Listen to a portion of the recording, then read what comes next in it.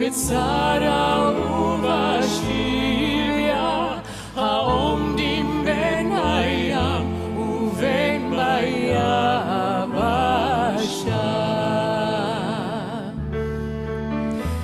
המקום ירחם, ירחם עליהם, ויוציאם מצרה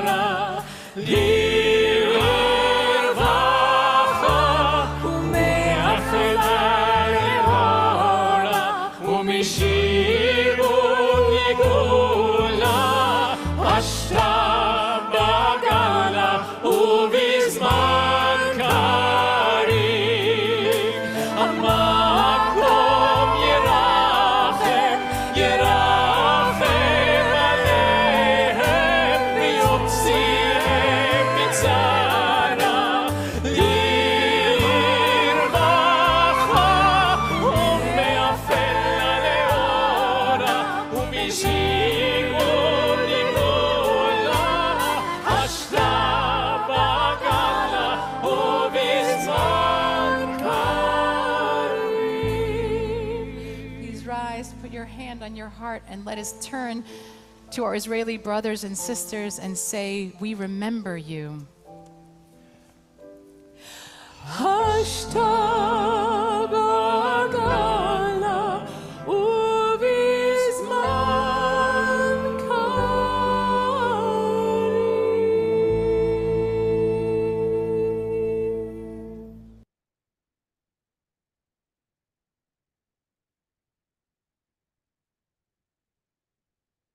We, the children in Israel, are going through very sad, scary, and difficult times.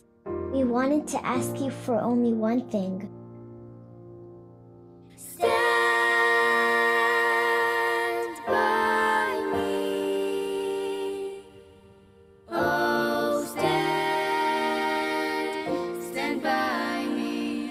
Stand by me. When the night has come and the land is dark and the moon is the only light we'll see.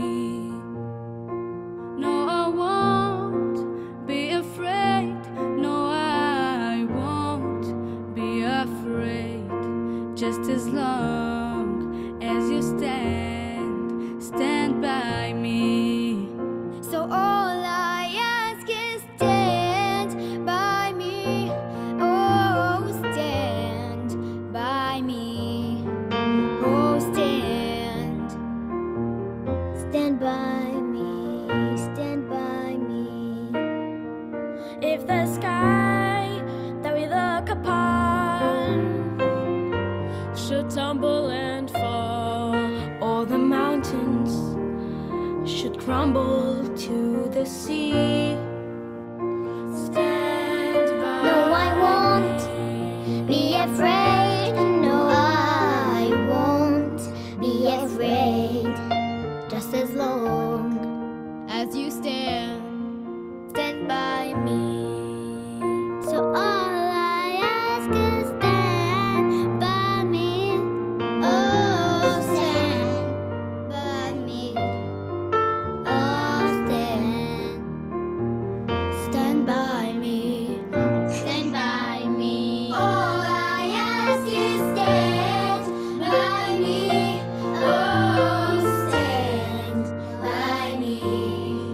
Oh, stand.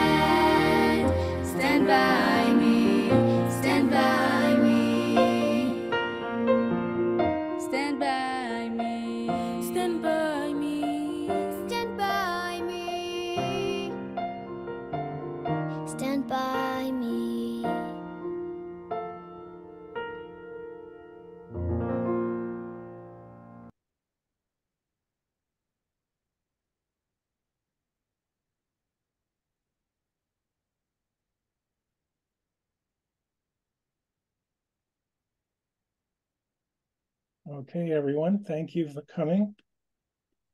This is Jeffery Giesener from the Jewish Holocaust and Remembrance Group. And I'm admitting people as we speak, so give me a chance to return to the program here. And we have a very large crowd, and I'll be admitting people as we speak. I want to welcome you all. I want to introduce our group of panelists, and I want to have you raise your hand so that everyone can see you. First, Shrager, Dr. Dana Shrager. We have Dr. Lynne Meyer. We have Rena Katz. And we have Angela Amato. And Angela is our special musical guest. We have an international panel here. Rena is calling and zooming in from Israel. We have both Dana and Lynne from LA. And Angela is in Naples, Italy. So we are excited to have them. We also have all of you coming in from all over.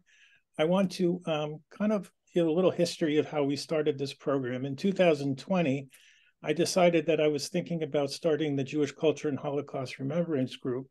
And Dana was one of the admins who had a very large Facebook group called Jewish Cooking. And she has over 20,000 members today on that group. And I asked Dana what it was like to administer a group. And so we started to become friendly through Facebook direct messaging, which led to our first Zoom call back in early 2021. And I explained to Dana that I was struggling with intergenerational trauma, and I had nightmares, Nazi nightmares my entire life. And just like that, Dana said, Jeffrey, I have similar nightmares from my grandparents. And right there, we started a connection. It was sort of Bashert, and we've been fast friends ever since. And so Dana and I started to think about how we could help people who, like us, were facing intergenerational trauma from the Holocaust and our parents. And we decided in 2021 that we would create a program called Into the Light. And that was our first. Jeffrey, can you stop screen share? People are asking to see your face. Yeah, we can't see you. Just a still picture on the screen. Oh, okay. Hold on a second. Oh, now we can see you. Sorry, thank you. Okay, sorry. I'm not that beautiful. I won't get the the Time Award for best looking. So you can hear my voice, and that's fine. So anyway, you were just about to explain how Into the Light started.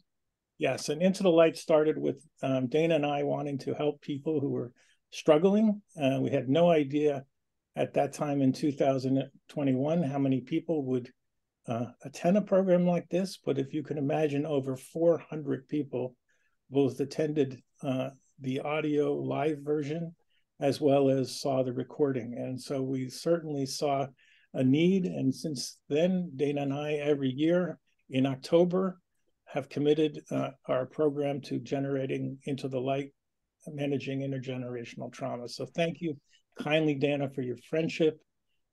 You're my best bud in this regard. And when I ever need Dana to help me, she's there at a snap of a nanosecond. So I'm going to turn the program over to Dana.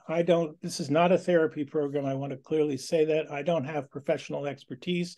So this is one of the programs that I take a back seat on and allow Dana and her colleagues to facilitate the program. I just also want to let you know this is a discussion program, and we're going to have a lot of time at the end of the program for discussion, but Dana is going to provide us some tools with her team to help us what's going on here. And I want to say that we have an extenuating circumstance. Rena, who is in Israel, could have a siren go off, and therefore she's going to have to go into her safe room. Right now, everything is okay, and she's okay, and her family's okay. So we're happy to have you, and you'll participate in your way, telling us what Israel is like today. So I'm going to turn the program over to you.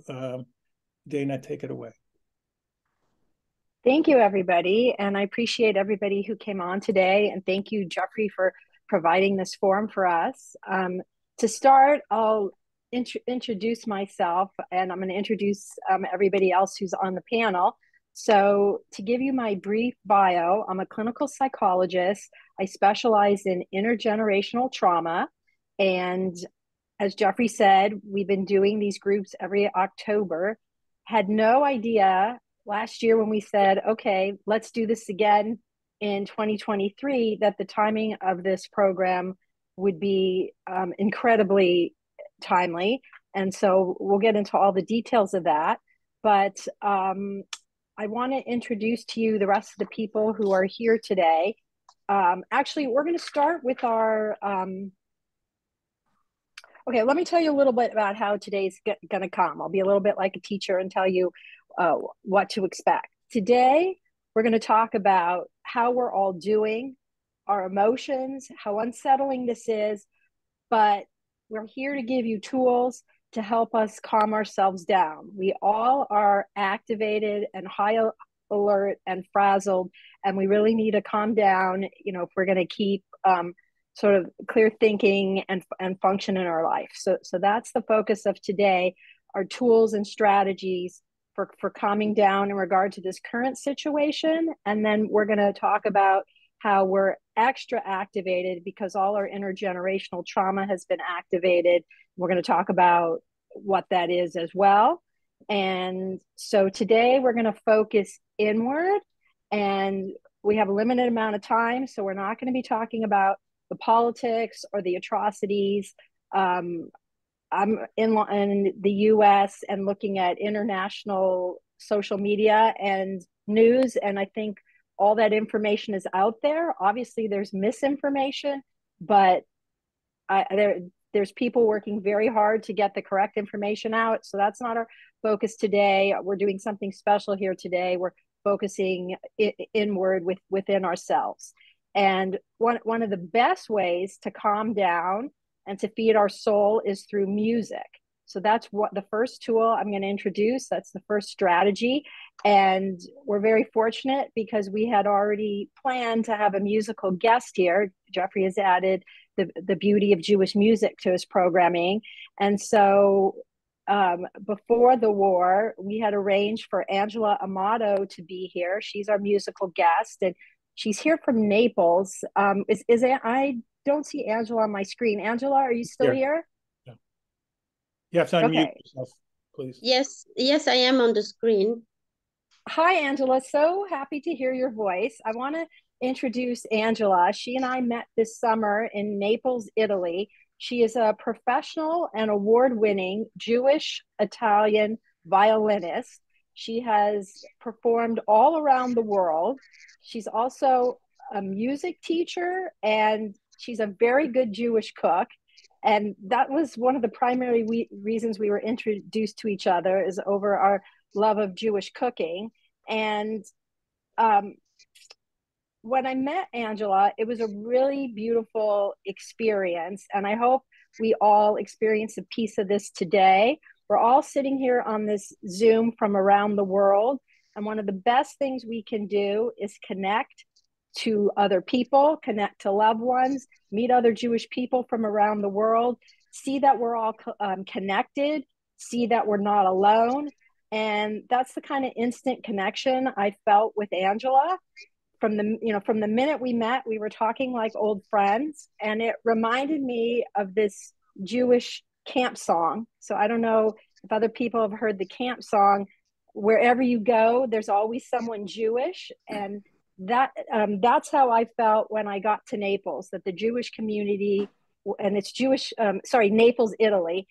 The Jewish community there was extremely warm and welcoming. Welcomed me in like a sister. So that's how Angela and I met. And I also want you to meet Angela because her story to me is a story of Jewish resilience and hope. So Angela, could you just take a minute and tell us about your background, how your family came to be in Naples, Italy, and how you returned to be a practicing Jew? Yes. The story of the abandoned communities, Jewish community in South Italy, was already well known, and Rav Toaf wrote in some excerpts in in books about it.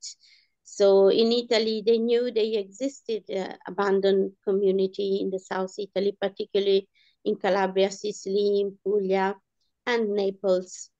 My family roots are from Spain, and both from father and mother. And it happened that my mother actually knew from her father that we were coming from Jews.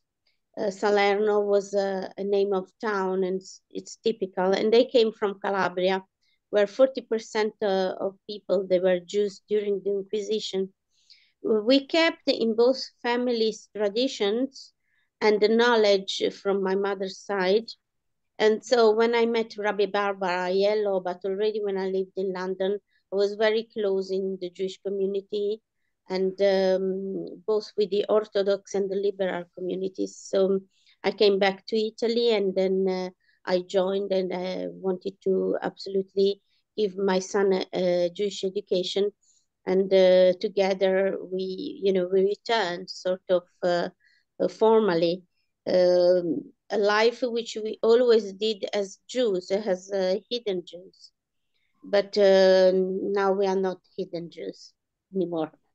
So thank you, Angela. So, Angela's background and the background of a lot of the Jews of Southern Italy is that they came from, during the Spanish Inquisition, they escaped to Southern Italy, and then the Inquisition came there as well. So there's been a lot of hidden Jews in the area, and now there's a return in the area, and there's one rabbi in specific, Rabbi Barbara Aiello, who's helping people reconnect to their Jewish roots and be practicing Jews again. So it's sort of springing to life again.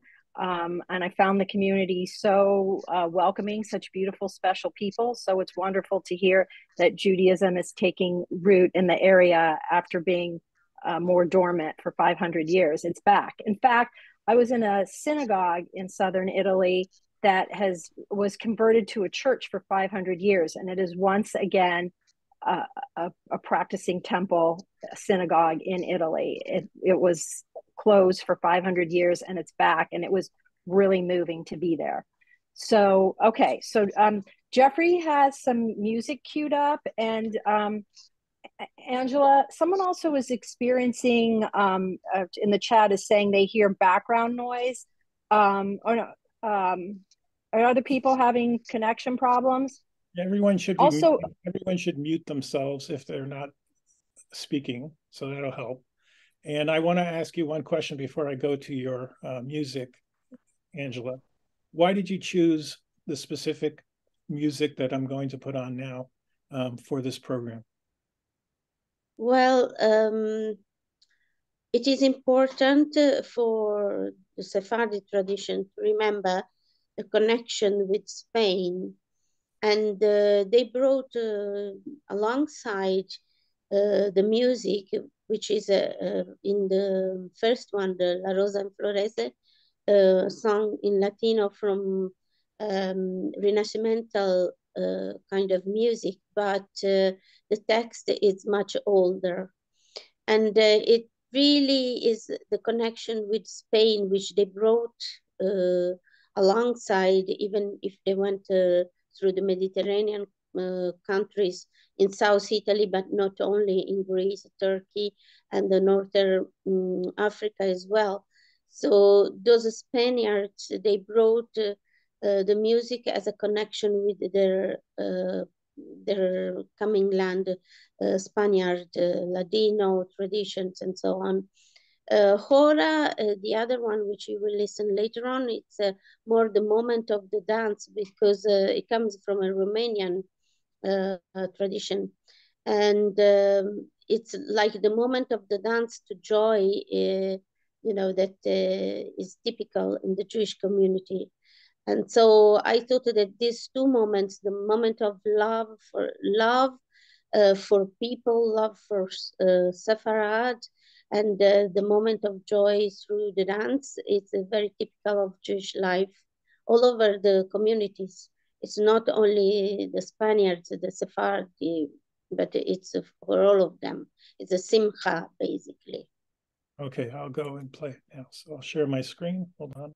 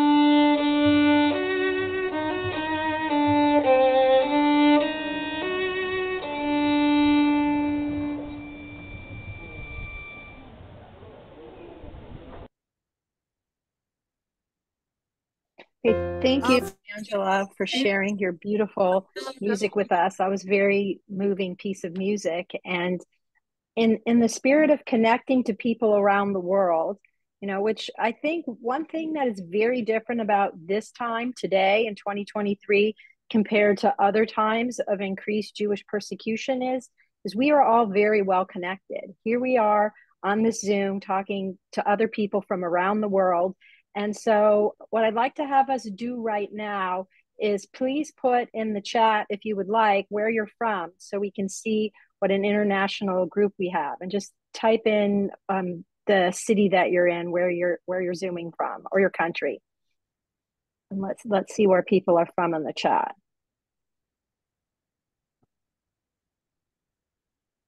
So far we have Washington State, Los Altos, Los Angeles, London, Connecticut, Chapel Hill, North Carolina, Colorado, Cape Town, Oregon, New Jersey, England, Florida, San Diego, Montreal. I'll let you guys read the rest as it comes in, but you can see we're connected from all points of the globe. All right, so now we're going to get into, also too, we're going to hear one more piece of music from Angela at the to close out the presentation for the day. So, all right, now I'm going to introduce our panelists. So we have Rena, Lipiner, Katz, and Lynne Meyer. And let me pull up their bios. Okay, so we have Dr. Lynne Meyer here today, who is a psychologist who has been in private practice in Los Angeles for 27 years. She's originally from Cape Town, South Africa. She also lived in Israel for 5 years. And then she came to Los Angeles to get her doctorate degree, which is where she and I met. We're old classmates and old buddies. And Lynne has also done postdoctorate training in child psychology and psychoanalysis and mindfulness trauma work. In addition to being an individual therapist, Lynne is a support group leader, and she has a new support group forming starting this Thursday. We're going to give you all the information. So if what we're doing today is helpful to you and you want to do it in a smaller, more intimate setting, Lynne has a 4-week support group starting on Thursdays for inherited trauma and the Israeli crisis. So I don't, Lynne, do you want to put the Gmail maybe in the chat now so that people can see how to reach you if they're interested in learning more about the group? Also, actually, Jeffrey, maybe now's a good time to queue up the group flyer and Rena's book cover.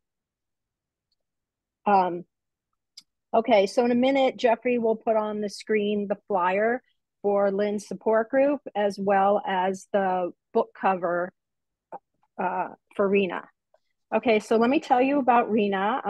We're really happy to have her here from Israel today.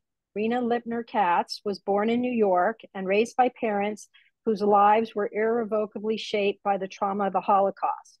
She's a mother who has struggled to raise her children to be undefined by this trauma, but has found it to be an elusive goal. She's a writer and has a master's and postmaster's degree in clinical social work. Rena made Aliyah in 2013, and she currently lives in Tel Aviv with her husband. She's also author of a new book called A Life Inherited, Unraveling the Trauma of a Second-Generation Holocaust Survivor. So here is the support group flyer that Jeffrey put up. So you could see the details of the support group forming next week. And then I think next Jeffrey will put up the cover of Rena's book.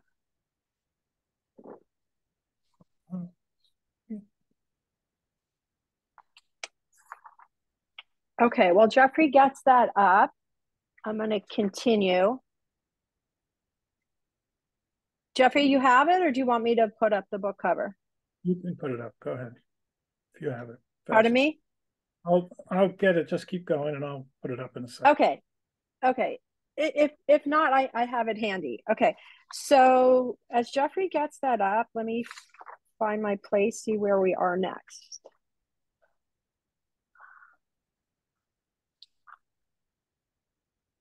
Okay. All right, so we have our mental health specialist here to help lead this portion of the presentation. And we all have, I think, a sea of emotions and, you know, a stew of emotions that we're feeling right now. And, oh, here's the cover of Rena's book. Jeffrey's got that queued up right now. A Life Inherited. Okay, so I want to talk about the sea of emotions that we're all feeling. I think we're all very flooded, very overwhelmed by feelings. And the first step to helping with these feelings is to name them and to give them language. So I want to give everybody an opportunity to put in the chat the mix of emotions that they're feeling. So, okay. Can we put in the chat the name of the book? Rena, do you mind doing that to give some book information in the chat so that people can get that down? They didn't have a chance to copy. You think I could? Slide. Does this help? I'll do it. It does. I'll do it. And also, okay, Jeffrey's going to thank you, Rena, for lifting the book, and then Jeffrey's also going to put in the chat the title. Okay. How do you do a chat? Okay. Don't worry, I have it. Okay.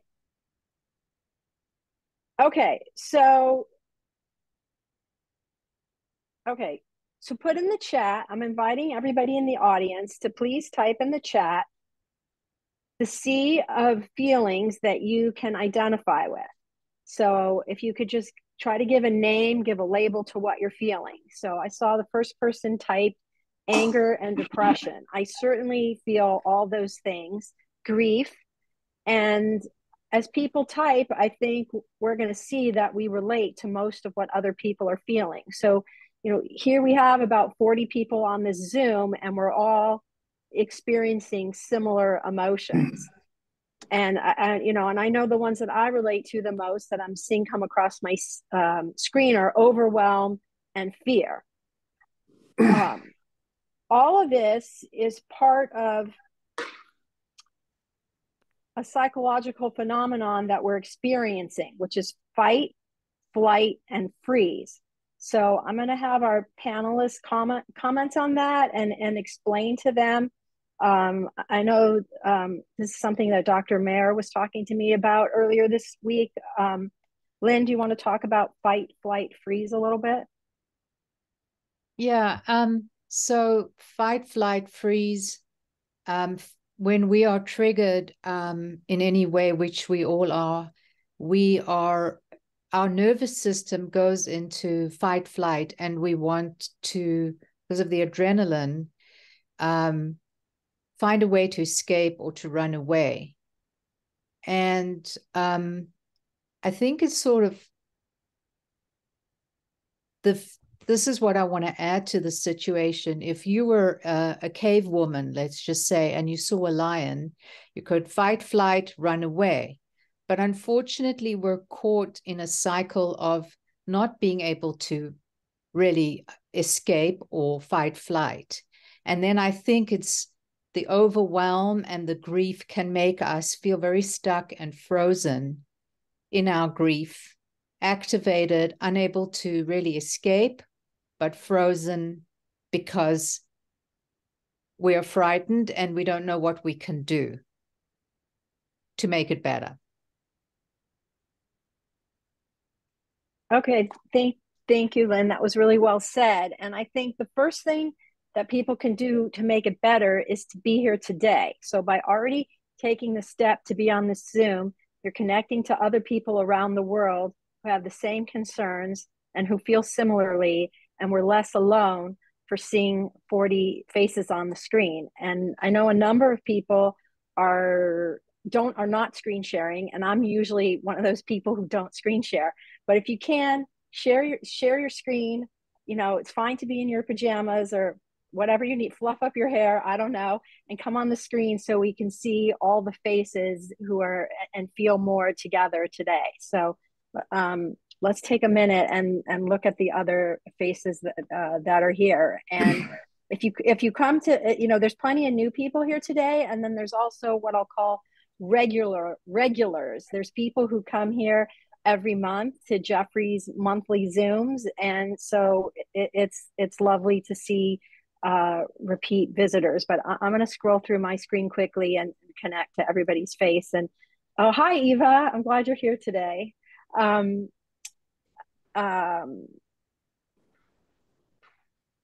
right. Okay, so continuing, I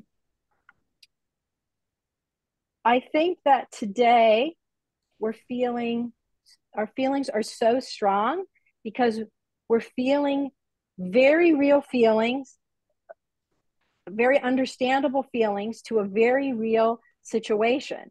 And so it's okay if you don't feel okay. You know, I don't know if anybody has people in their life or is giving themselves the message like, you know, that you should be normal. You know, I don't know, you should be your normal self. It's okay to not be okay because something real is happening. Yeah, I'm hoping that today people begin to learn tools to calm down their nervous system and have us be just a bit less triggered. So we're, I think, also feeling stirred up because we're not just feeling the emotions of today, 2023, we're feeling the collective trauma and the collective grief of our people. And Rena was talking about this when we connected before the Zoom started, but do you want to take a minute, Rena, and talk about the collective grief? I think that for many of us, and you can hear me okay? And I just, okay. For many of us, depending on our ages, we've had different experiences with anti-Semitism. Many of us have not felt any, many of us have. And I think that I'm not so sure that our initial response to what's going on is kind of a flight or fight thing. I think there is a very deep sense of grief that has overtaken us. And I think it's as well as fear, because I think what we are seeing is a level of uprising around the world that is not something we've seen or have consciously integrated. The Holocaust happened 80 years ago. It's not today, but this was a Holocaust. And I think what this grief we're feeling, whether you're in Israel or around the world, took us by surprise. And I think that that's disconcerting for us. And I agree with you, Dana, that we are not okay today. And on some level, we will not be okay in the way we were. That doesn't mean we're not going to be joyful and we are not going to live life to the utmost, but we are not going to be okay in a certain way about being Jews and the way the world perceives us for a very, very long time. And I think that's the most expected thing. And I think there are different ways that we can cope with that. And yes, you're right. It's good to calm ourselves down. And one way is to absorb it, let ourselves feel it in waves. I'm sure it just happens to people that they're just doing work or even sleeping or waking up, and all of a sudden, images hit. And I think that's important to allow them to kind of go over us, feel them in waves, and they move through, and they're going to keep coming back. But it probably is important to, in a way, to limit some of these images and I'm the worst offender, in terms of spending time in front of the TV. Thank you, Rena. I wanted to emphasize the point you just said, which is I think it's super important to take a news holiday, and that we can't take in the images and the messages on repeat nonstop. And so, like, my teenage kids have taken social media off of their phones for a couple days just to have a respite. And so I agree with you. And Jeffrey, you were interjecting something? I wanted to make sure everyone, because we had people coming in and still are having them come in, we wanted to let everyone to know that Rena and her husband and family are in Israel. They're in a safe room in Israel. If they do... We're not exactly. We only go to the safe room when there's rockets. Okay. So there's a siren, and sometimes there'll be a siren that we hear faintly, and that means that we don't have to go to the safe room. But if we hear it very loud, that means the Iron Dome will be intercepting it, and then shrapnel comes down. And sometimes people's windows blow out. So there is a special reinforced room in the apartment. I wanted to give, that's even better than what I could say, because you have feet on the ground, and you have an interesting and a valuable perspective for our audience. I also want to, before I give it back to Dana, all of you will have a chance to personally provide commentary at the second half of this program. I know all of you are used to being able to talk. You will have an opportunity to express your own feelings. The program will not end until everyone has a chance to speak. So back to you, Dana. Okay, thank you, Jeffrey, for specifying that. All right, so I want to talk more and have the panelists talk more about what we can do to calm our nervous system and deactivate a little bit. So, Lynne, do you want to talk a little bit about ways to calm the nervous system? Well, I'm going to do something that I did with gun violence survivors. I'm going to ask everybody to sort of imagine they have a virtual toolkit. And in your toolkit, you have to have something in there, maybe a few things in there that are skills that you can use when you're activated, which we are given. It's a given, we're all activated. How to calm down, whether it's meditation, breath work, exercise, eating well, sleeping well, knitting, running, because trauma is in the body. And I don't know how many people in this group have, I know I've experienced it in my body since this has happened. My back, I have no problems with my back. I've had backache for 2 weeks now. So it goes into your body in sort of a shock way. Your body experiences it, and then your mind receives it. It's the brain body. So it's the body brain, actually. So just trying to help people in the moment. You don't have to call it fight, flight, but activated. How to sort of bring, your plane is like this, it's ready to take off, how to land your plane. And we call it self-care because in that moment, if you're taking care of yourself, you're able to unfreeze. And then when you unfreeze, you can do something useful. And I think that also is helpful to us to feel in the toolkit if you can do something useful for Israel, for our community, even for someone else, just an act of kindness. We call it tikkun olam. So anything that we can do, any mitzvah that we can do, it just makes the world feel a little better, a little safer. And it is important to keep a boundary, I believe, with the news. It's easy to jump to the news because we want to know, but we get activated. So it's sort of like a measure of boundary, which each person individually needs to decide, especially before you go to sleep. I wouldn't suggest you watch these videos. We know from our history, we know from our inherited trauma that there is murder and rape and massacre. But we have to work through that. And I do believe this will change us, but I think it hopefully will change us in a good way too, not just in a bad way.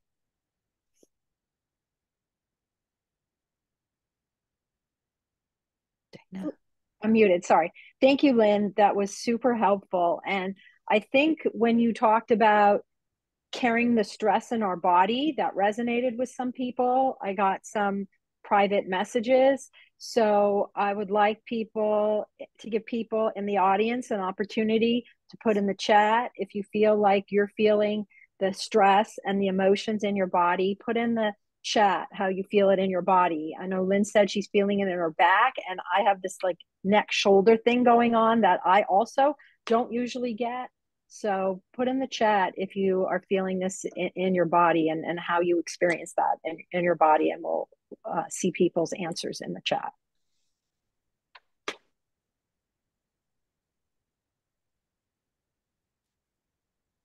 Okay, the responses are coming in, so we'll continue to read those. And thank you to everybody who shared their heartfelt feelings about their emotions, about what they're experiencing, and we'll have a chance to let people come on camera and express more of that in a short while. I want to continue with ideas about the toolkit for calming down. And I want to, Rena, do you have anything you want to contribute for suggestions for the toolkit? Absolutely. And I think being here in Israel, I'm kind of, at a further, more extreme situation, so it might be helpful. Again, I think you have to accept that it's happened. You have to allow yourself to feel the feelings. That doesn't mean, everything stops. I think it's really important to be around people who share what you feel. Some of us may not be getting the responses from friends and may feel a little isolated because of that. So I think it's good to seek out people who have an understanding and feel what you feel. And I also, I usually ride my bike here about, 25 miles a day. And I haven't done that for the 2 weeks because I go on the boardwalk, and where am I going to go if there's a siren? Usually if you're on the street, you duck it, you go where people run and there's a shelter or a stairway, which is structurally safe. But I decided today that it was really important for me to be able to sweat. And I changed my route. I rode on streets, and I always looked around and prepared myself for the siren. So I was able to problem solve and get myself to do that. I've also started with my husband and my mom, who's a 90-year-old Holocaust survivor. We're volunteering. We are volunteering for the Army, and that is enormously helpful. We're packing medical supplies. It's work that is actually very calming. It's very kind of mindless, but it's critically important, and in a way you have to stay focused. I think on social media, I've written to my friends about the importance of understanding that maybe they should reach out to their senators and their Congress people to stand with Israel.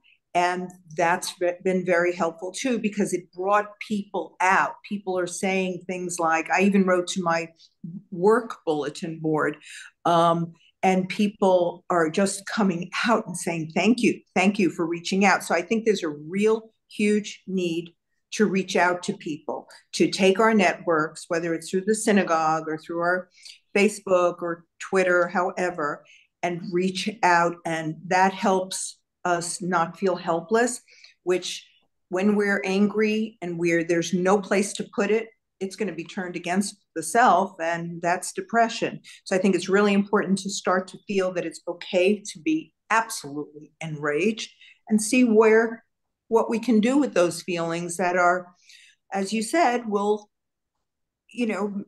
make us look, this is the reality. And in accepting that, we can become fuller people. But it's going to be hard. Thank you, Rena. Those are all helpful suggestions, and thank you for sharing, your personal process. And I think I've gotten some messages. People are wondering where you are. So you're in Tel Aviv right now? Is that Tel Aviv? Yeah. Okay. Yeah. Okay. And it is nothing as terrible as the South, but we do get our share of sirens and rockets.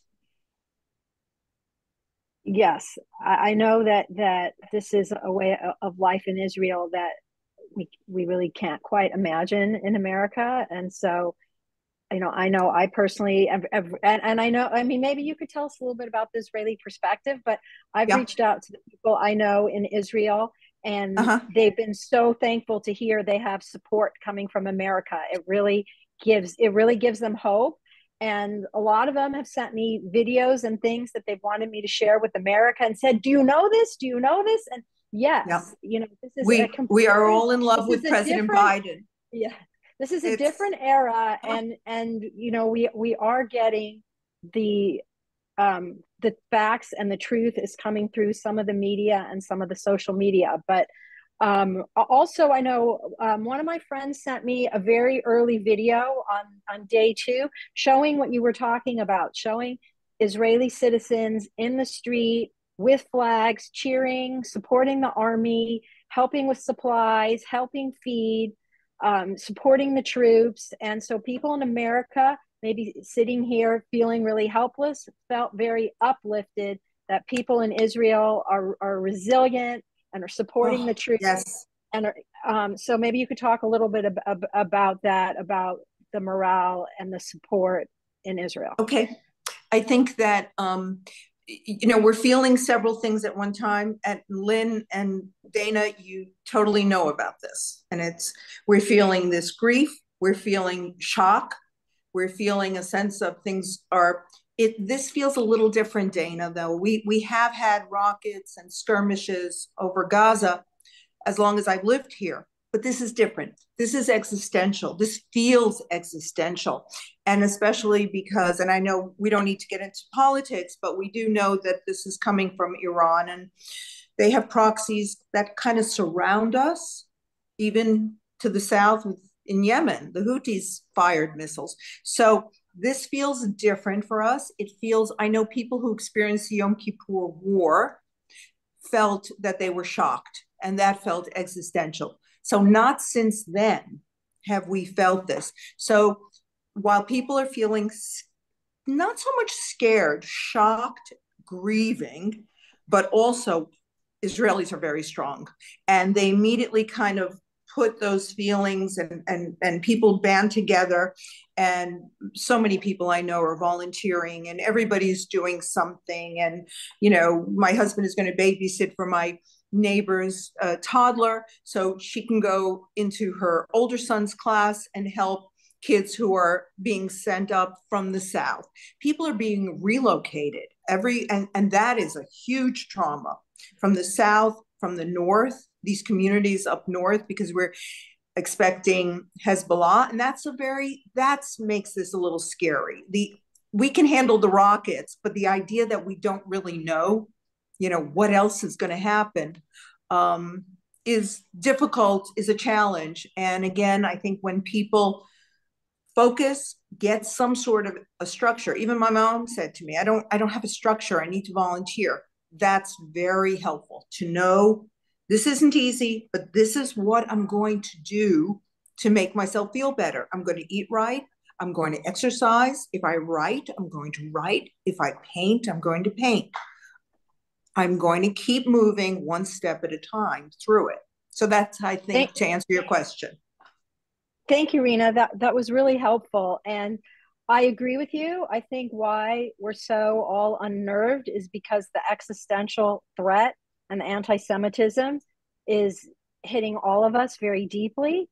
At the same time, it's very uplifting to hear about and feel the strength and the determination and the resilience of the Israelis. I want to identify with that and gain hope from that. And I think we have a few more tools to share before we move on to the next section of what we're talking about.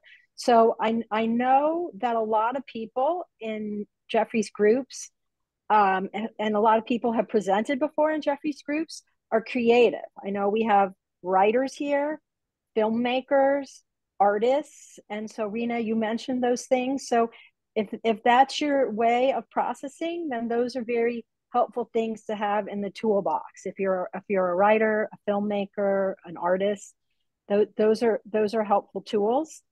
I have a list of a few more.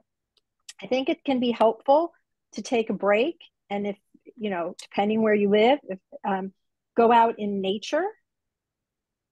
I think that's very rejuvenating. Being with children and babies, some people find hopeful and rejuvenating. I also think it's helpful to look for the helpers. Okay, there are plenty of people trying to get positive messages out, trying to get the truth out. Plenty of people who are organizing to be helpful to people. So whenever there's a crisis, there's usually memes come up on social media with Mr. Rogers, and he says, look for the helpers. And that's where the hope is. And that's sort of feeds me when I see all the people rallying to help. Look for the humanity, look for the kindness, be the light, spread kindness, no matter how small. So that's something Dr. Meyer was talking about. And I think, reaching out to other people, reaching out to neighbors. I know one of the first things I did was make a bowl of matzo ball soup. That felt very calming and soothing to me. And I think it's helpful not to be isolated. So it's good that we're here today. And if you have other people in your community, gather with loved ones or other like-minded people so you're not alone. Even being with pets, if you have a pet or a neighbor's pet, having your pet in your toolbox is very helpful. It's very therapeutic to pet your dog or cat, snuggle with them. I know Lynne has a lot of pets. I'm not a pet person, but I definitely, relate to that feeling of snuggling up with another warm person who appreciates the love. It's always your husband. Dana, there's always your husband. I do have a husband, but he's not my pet. Okay. I'm talking about snuggling. Snuggling. I know. Okay, so also gardening is good, or anything physical you could do with your body, physically moving your body for exercise or gardening is also good. I know these things seem small, but these small things really help regulate and calm. And it's just a place to get more grounded. And like Dr. Meyer said, once you're more grounded, you might feel that there's something you can do to help. So there's a lot of resources, a lot of organizations writing letters to soldiers, sending over supplies, donating money. So maybe we could start in Jeffrey's group some threads in the group where people can give ideas for ways to help in these ways, even from afar. Maybe we could just have one thread and then everybody can list the ideas in the comments. Lynn, are you? Yeah. Oh, you're muted now. Lynn, you're muted. Am I now? You're good now. Okay. One of the things that I've come across in other groups, and I know this is a slippery slope, but I think it's really important. If we're going to take Joe Biden's refusal to be silent, I'm not suggesting we get into fights with people, but I've had a lot of people say, what are we supposed to do? We're supposed to keep quiet? Are we supposed to, in public, or if somebody offends us, just to keep quiet? And one girl in my group, the Jewish therapist group, she had a fight in the gym because somebody said an anti-Semitic slur, and she's a therapist. And the conflict was, well, I'm a therapist, I should be contained. And the whole group said, fantastic. You stood up for yourself. Don't be ashamed. Nice. Can I add something? I want to introduce the group to Steve Lutzen. Steve, raise your hand and unmute yourself. Steve immediately defends Jewish world. He was on the founding committee of the U.S. Holocaust Museum.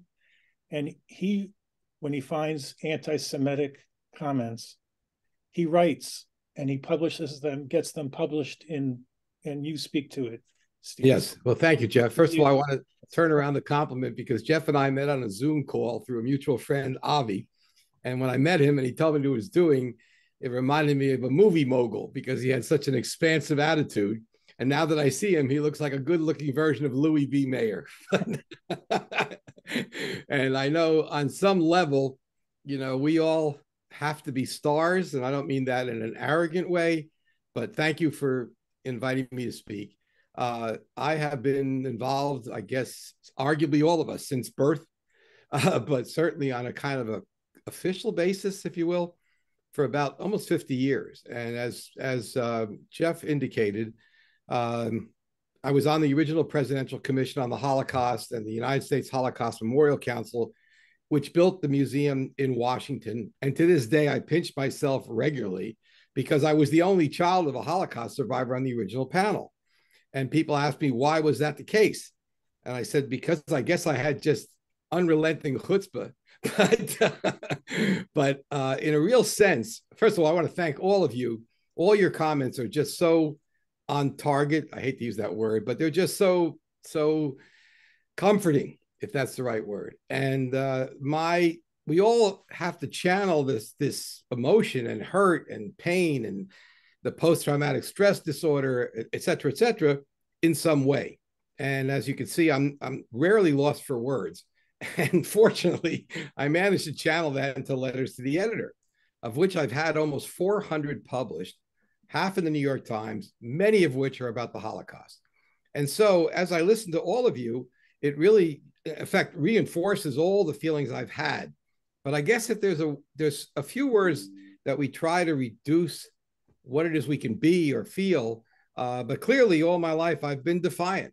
And I've stood up to bullies in high school when kids would call me Jew. I started to lift weights so I could punch them. And if I wasn't big enough to punch them, I found a guy bigger than me to punch them. And having been surrounded at the early time, and Jeff, tell me if there's a time limit here, because I could take up the whole day here. Yep, I know, but you only have a couple of minutes. So okay, I'll be quick. And that is to say that having been surrounded, first of all, having one parent as a survivor, that was in my DNA. 1, 2, I reach out to all of you who had 2 parents as survivors because I realize that's just even, in effect, an exponential expansion of all the things that we carry. And I should also say that having met the people who were on the committee and the council, they taught me resilience. And that along with our ability or need to deal with the emotions, one of the great takeaways, if you will, is the notion or the idea of being persistent and being resilient. And so I want to thank all of you because you reinforce that. And I'll close with the idea that I've been participating, and I will participate with this group much more often. And I think you said you were going to send out a Gmail, Jeff, or you'll alert me, but I'm in the loop, which is great. And I've been involved now for 2 years with a small group of people where we just end up just schmoozing every 2 weeks. And that's had a life of its own. And so in a real sense, this is a wonderful compliment. And needless to say, I can't go without commenting, the situation in Israel, in my mind, is really a continuation of the Holocaust. And that people were not outraged when they killed the Jews, and somehow they thought that was vaguely acceptable. And I know I'm being a little bit, what's the word, taking license, but what really troubles me, it sickens me, is the notion that as soon as the Jews fight back, it's called retaliation. And nobody raised the issue with Hamas about, quote, humanitarian issues. And the moment the Jews stand up and say, we're not taking this, and thank God we have a strong defense. In other words, the story of the Jews going like sheep to the slaughter was the case because no one knew what was coming. Now Israel, which exists because of the Holocaust, and I guess we could debate that, but I'm pretty sure that's how it happened, is that the fact that we have this enormous, powerful defense, you know, things happen. Maybe Mossad was asleep, who knows? But the bottom line is we do need to defend ourselves. And this issue of it's not being humanitarian, to me, is just unacceptable because the world had its eyes closed then, and the world has its eyes closed now. And no one talks about Hamas, Hezbollah, or Iran considering humanitarian issues. So in sum, thank you, all of you. And if anybody needs a letter to the editor, just drop me a line and I'll help you write it. Amen, Stephen. Everybody is nodding in agreement and typing yes in the chat. So good. We'll give you the 100% emoji. Okay. I'll take it. I also want to acknowledge survivors who are here, and since we have such a large crowd, at the very bottom of your toolbar there's a reactions button. If you see me over here, if you click that reactions button and you click the raise hand, you'll see that. You see that right here? I have a hand raised. So anybody who's a survivor, please go to your toolbar and raise your hand so I can personally acknowledge you.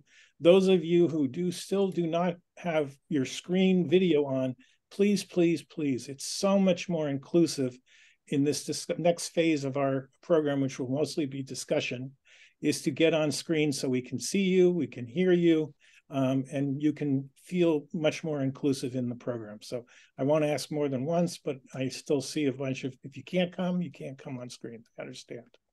All right, so Jeffrey, we see Ruth Linderman is a survivor, and she's here today. Hello, Ruth. Nice to see you. And Jeffrey, who else do you see? I don't see. Who else? Holocaust survivor. Okay, you're raising your hand. Can you unmute yourself and introduce yourself?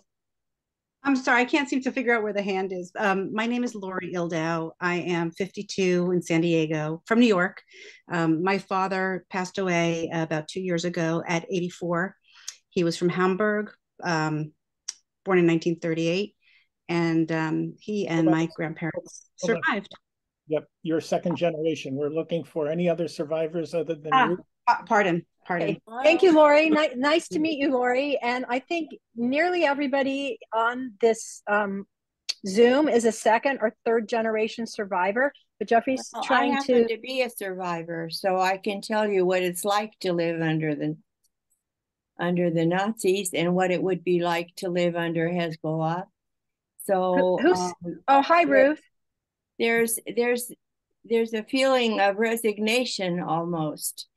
That's a very personal thing. I'm not going to speak for all survivors, obviously, but there's a feeling of resignation that the world hasn't changed, and that the world, that Jews are very expendable. Although we have been an asset to society for the last 2,000 years, no one acknowledges that, and Jewish life is just not important.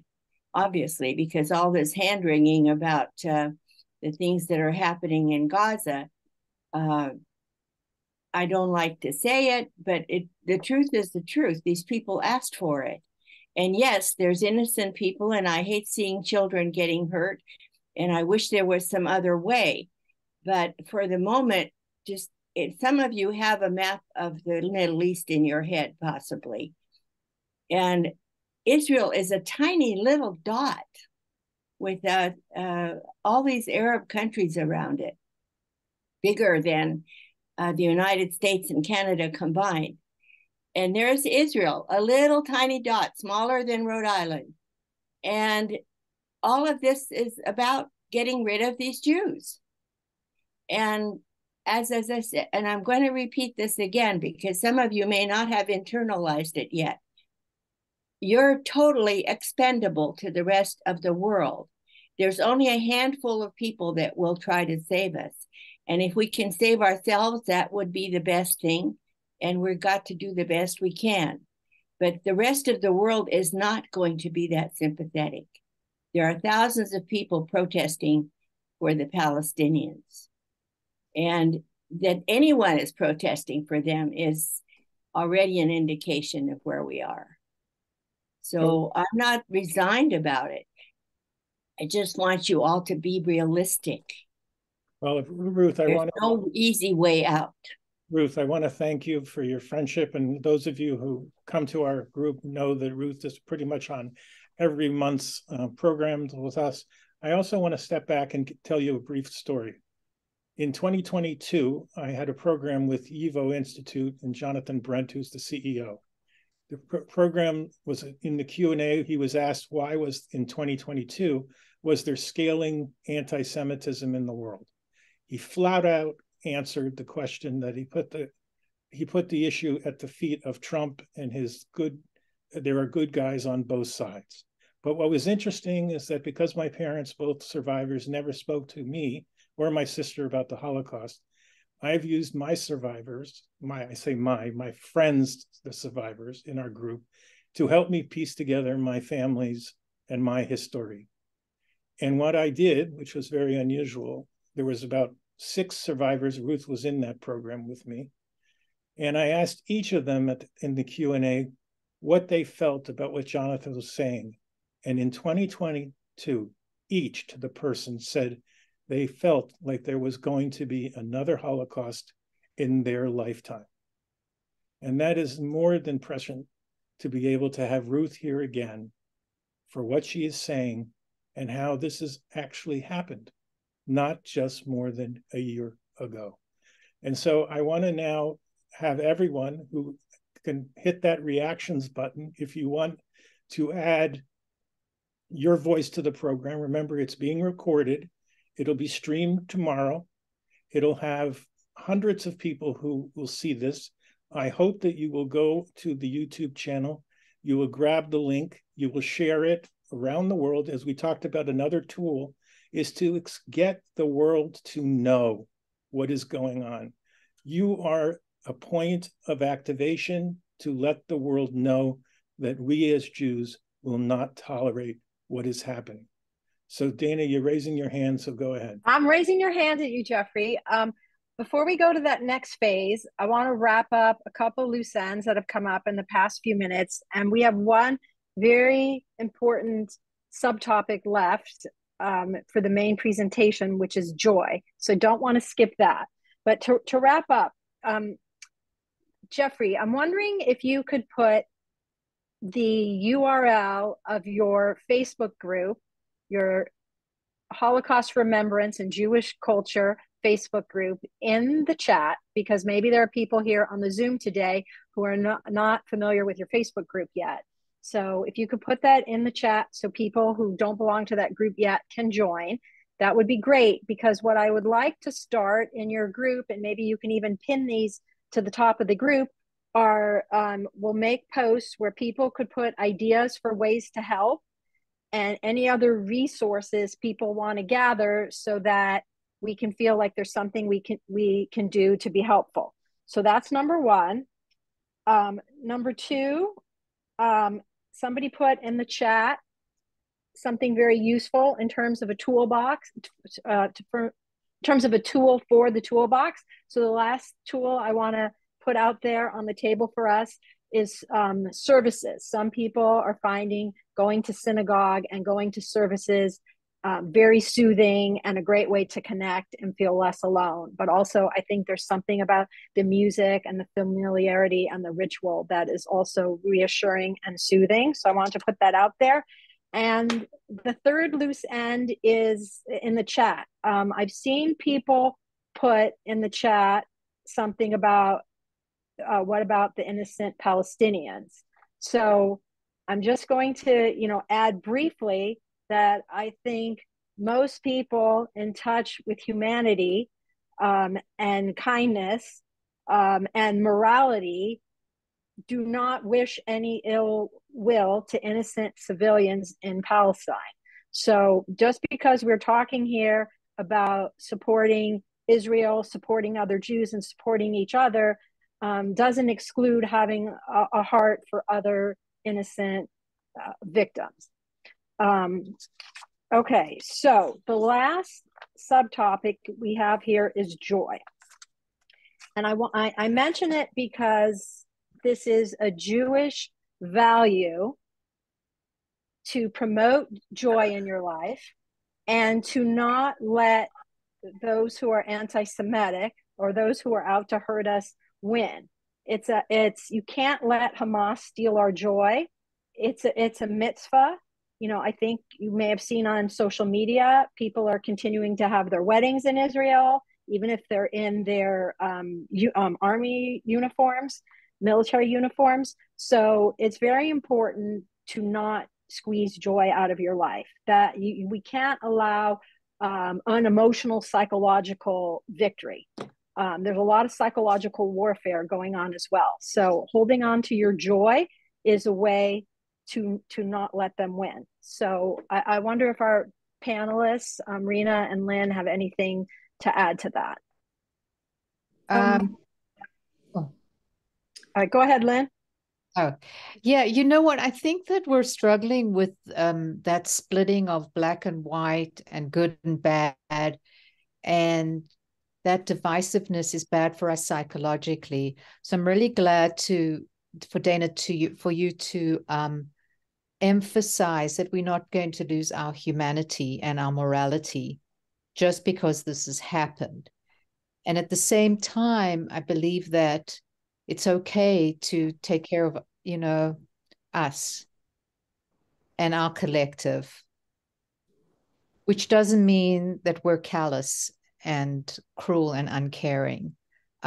We've been otherized, made the other right through all our history.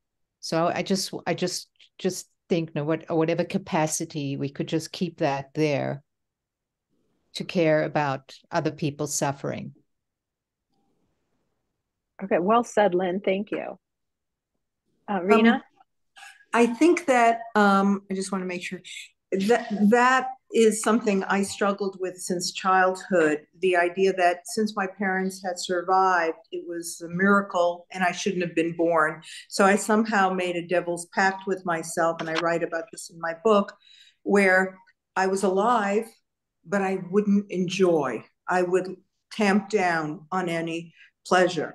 And I, came to understand as I processed how this inherited trauma affected every aspect of my life, including choosing a partner that I shouldn't have. I began to understand that that was not honoring the dead, that joy was, as you have said so well, a fundamental tenet of Judaism. We value life. We don't value, as Hamas does, death. And that's why this is so abhorrent to us. So I do agree, and I do know people who were thinking of canceling their weddings and haven't. And I think that what I came to learn to live with was the Holocaust, and that sadness would always be with me, part of my skin. But at the same time, I would go forward and live with joy and find it and teach it to my children. And again, it's hard now, but it is, I think, in our character. I think our DNA, honestly, through epigenetics, kind of evolved to deal with these crises and become stronger and move on through millennia. And I think this is just, as you said, this is another test. And we need to move through it the way we have for thousands of years. And I'm convinced we will. And finding meaning and joy is a huge part of that. And nobody should feel guilty over that. Oh, thank you, Rena. Oh, beautiful. Thank you, Stephen. I see Thank you you raising your hand. Yeah. Thank you, Rena. That was really beautiful. Thank you. And I think Stephen wants to add to what you said. Before you go to Steve, we have Al-Shiva. If you can get yourself on video, we'd love to see you. Her hand has been up for a while. Sure. Sorry, I couldn't see that. I'll come back to you. Thank you, Steve. Jeffrey. Al-Shiva, unmute yourself if you can get on video. If you can't get on video, we want to hear from you. Well, then I guess it's Steve. So get back. Okay. Well, I just want to say I totally echo the idea of joy. My father, who wasn't a survivor, got out before the war, but actually lost more family, was a big believer in enjoying your life. I mean, that was real. In effect, that was an affirmation, and it was a way to express defiance. And I'll tell you a very quick story that turned into a huge opportunity many years ago. I know many of you have been in the museum in Washington, and right after the Auschwitz shoes exhibit, there's a huge section of the museum with the pictures of the Elias Stock Shtetl. And before there was a museum, I went out to see Yafa Eliak, who was the one who compiled all those photographs.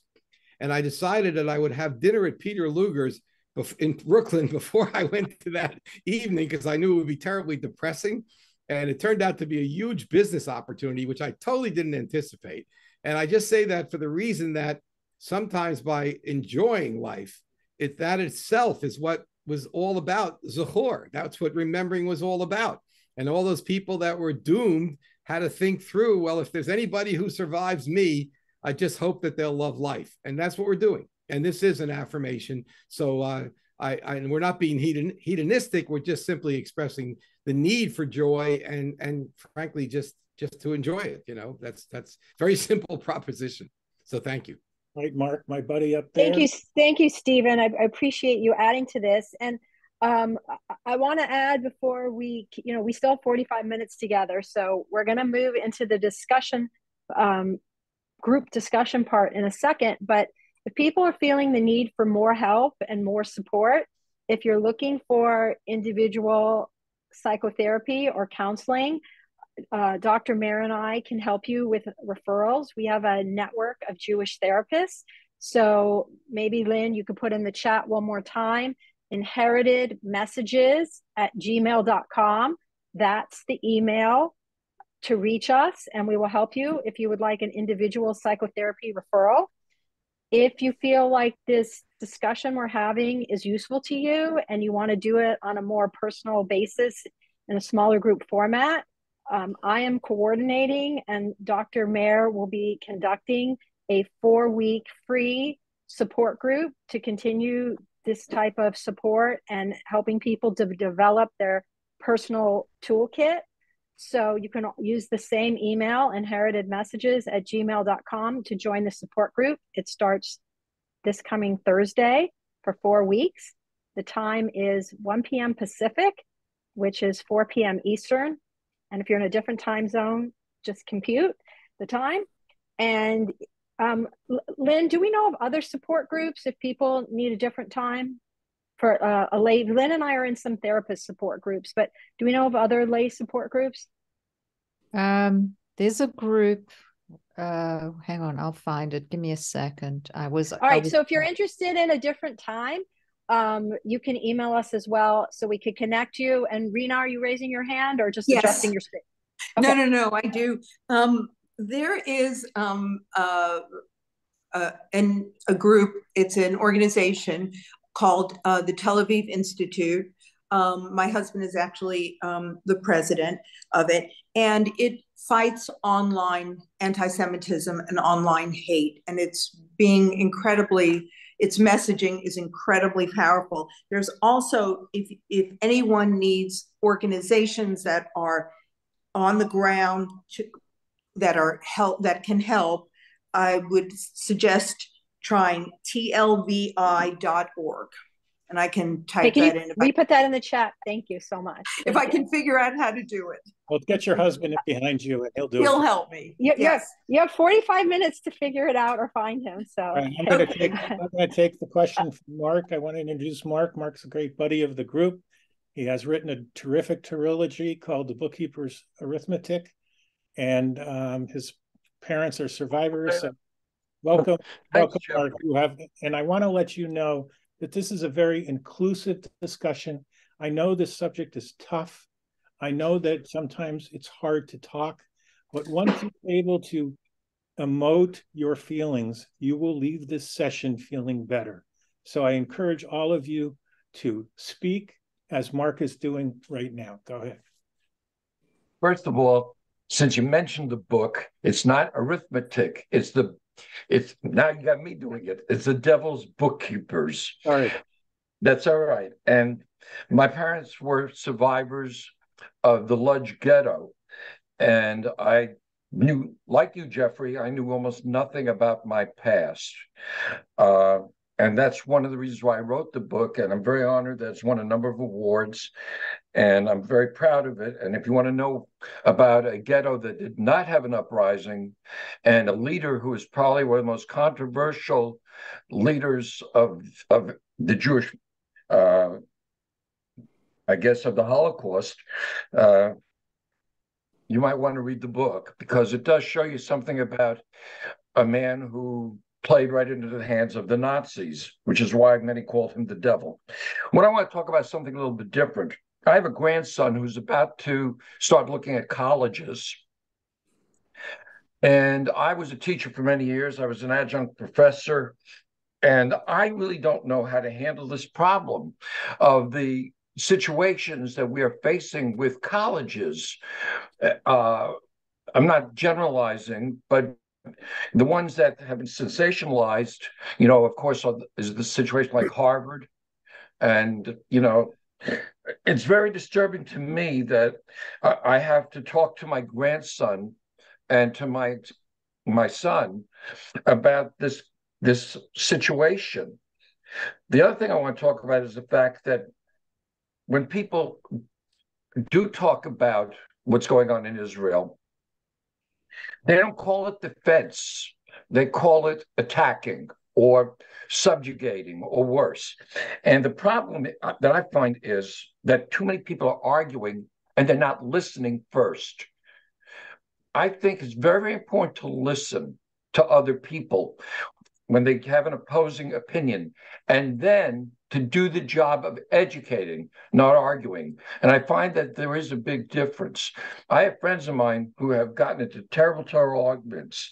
And what I try and tell them to do is listen and then use facts, because the facts are incontrovertible. This was atrocious. It was inhumane. It was a horrible, horrible event. And for anybody to say that Israel is not entitled to defend itself, they have not been to Israel. I was in Israel shortly after the Yom Kippur War. And I have a cousin who was in the tank force, and he took me to Rosh HaNikra, and he showed me how very vulnerable Israel is. Those are facts. And what I did on Facebook is I posted a map of Israel on Facebook. And I did not give my opinion, but posted the map and I showed people facts. And then people said to me, now they understand. So my suggestion is don't argue, educate. Listen, find out what the weaknesses are and educate. Because the passion that we have is not going to solve, it's not going to be a successful argument. The world is reacting emotionally. We have to react with facts and logic. And I believe that our cause is just. I believe that we have got an existential crisis here. My father always said, and I used to disagree with him, that there was going to be a Holocaust in America. But what we see happening now is very, very frightening. And I have a grandson who's going to college, and believe me, I really don't know how to help him choose a college based on everything happening today. Thanks, Jeffrey, for letting me speak. I wanted to just follow up. I put a link into the chat There's an amazing video endorsing Israel and discussing just what you said about college campus anti-Semitism by Dr. Phil, who is not Jewish. And once you watch that, I shared it with my wife, Meyer. She teared up emotionally from watching that. It is an unbelievable call out in support of Israel and against wokeism on campuses. So thanks, Mark. And I'll go to Rosa.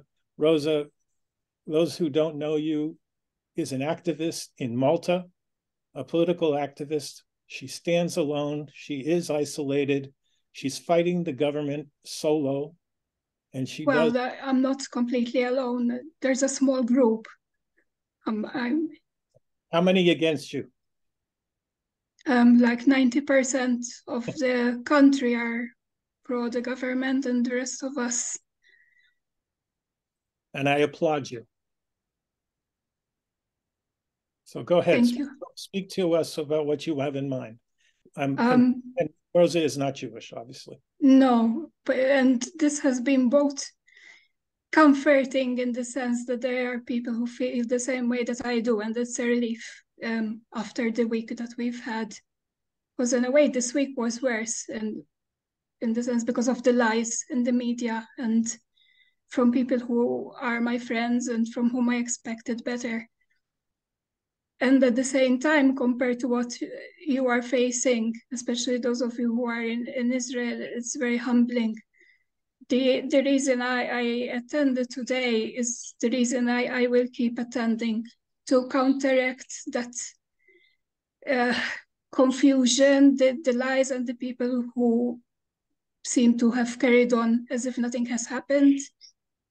There are people who are not Jewish, and we care deeply. I just 15 minutes before I logged into the Zoom, sorry about the canaries because he's hearing me speak.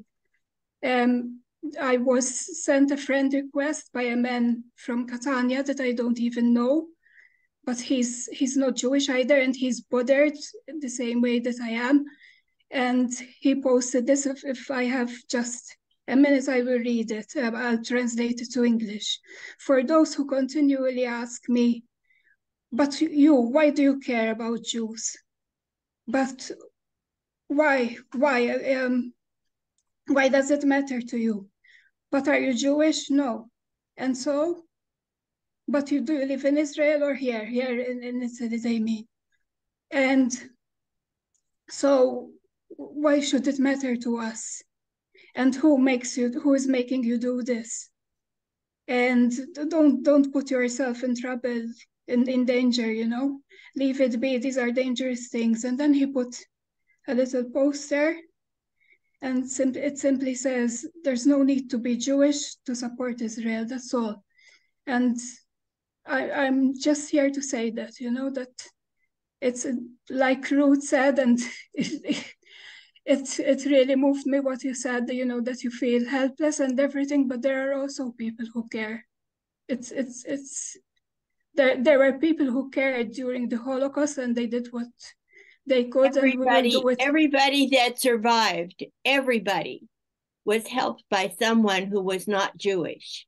And we'll do the same now. We'll walk with you if you'll let us, if you'll have us. Okay. Thank you, Rosa. That is so all. heartfelt. Very nice. That's so heartfelt and so comforting. Thank you so much for all that you do. Believe me, it's mutual, because I haven't been sleeping or anything, and it's a comfort to have the group and to have people who understand, because there were some of my friends that I did not expect them, you know, for example, they weren't believing that they killed those babies. I mean, they've done A, B, C, D. Why are you so surprised that they also did E? Why can't you believe it? It was hard to see that from people that I thought were my friends and who would understand. So it's mutual to find this place as well. Thank you. Okay, my bestie friend up there, Sola, who's done many programs with me, who's in recovery from surgery.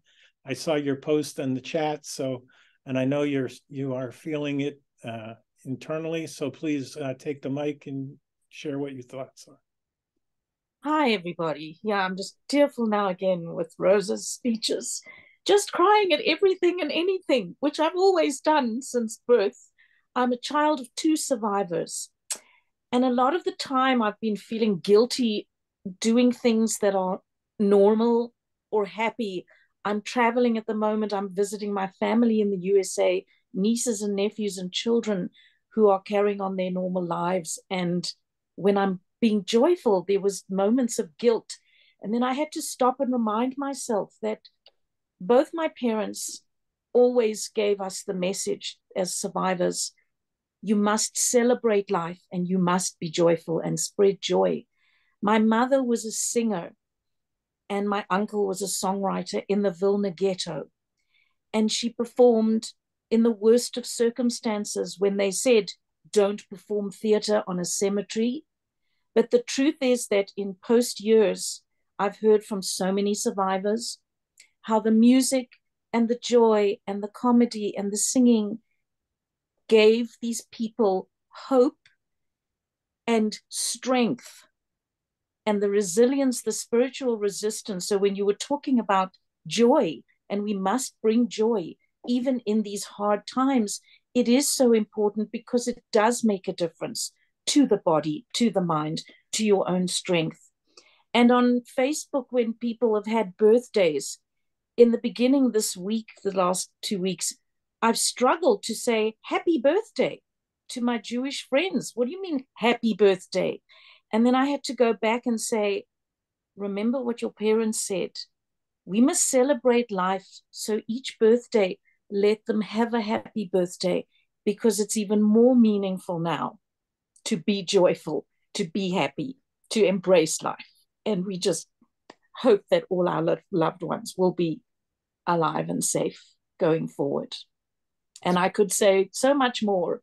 And one of the other things I will say, I know most of you know here that I had written that song, We Will Remember You, as a tribute to my Holocaust parents, to my survivor families, to all our families that we lost in the Holocaust. And the song has been sung recently a lot in South Africa, particularly where I'm from, because they know the song, at all these rallies for Israel, as a we will remember you for these people today. I never dreamed that the words would be applied in 2023, and may they never have to be sung again.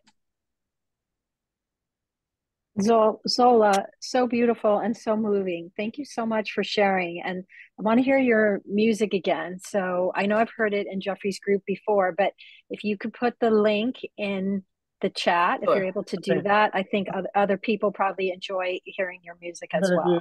I'm going to do something else. While other people are thinking about what they want to contribute, I'm going to put Zola on the spot, as I usually will. She knows that she'll take it in good fun. And hold on a minute. Oh, there it is, Jeffrey. It's on your screen. No, it isn't. You're going to play her song? Yep.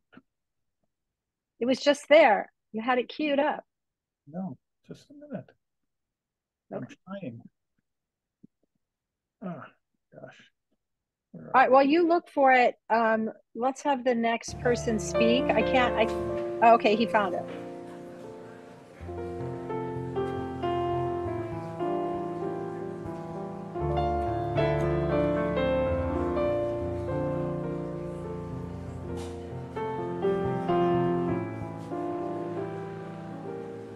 Hört sich zu, wie wir singen, wie es klappen unsere Herzen, mit Rhythm von eurem Leben, hört sich zu.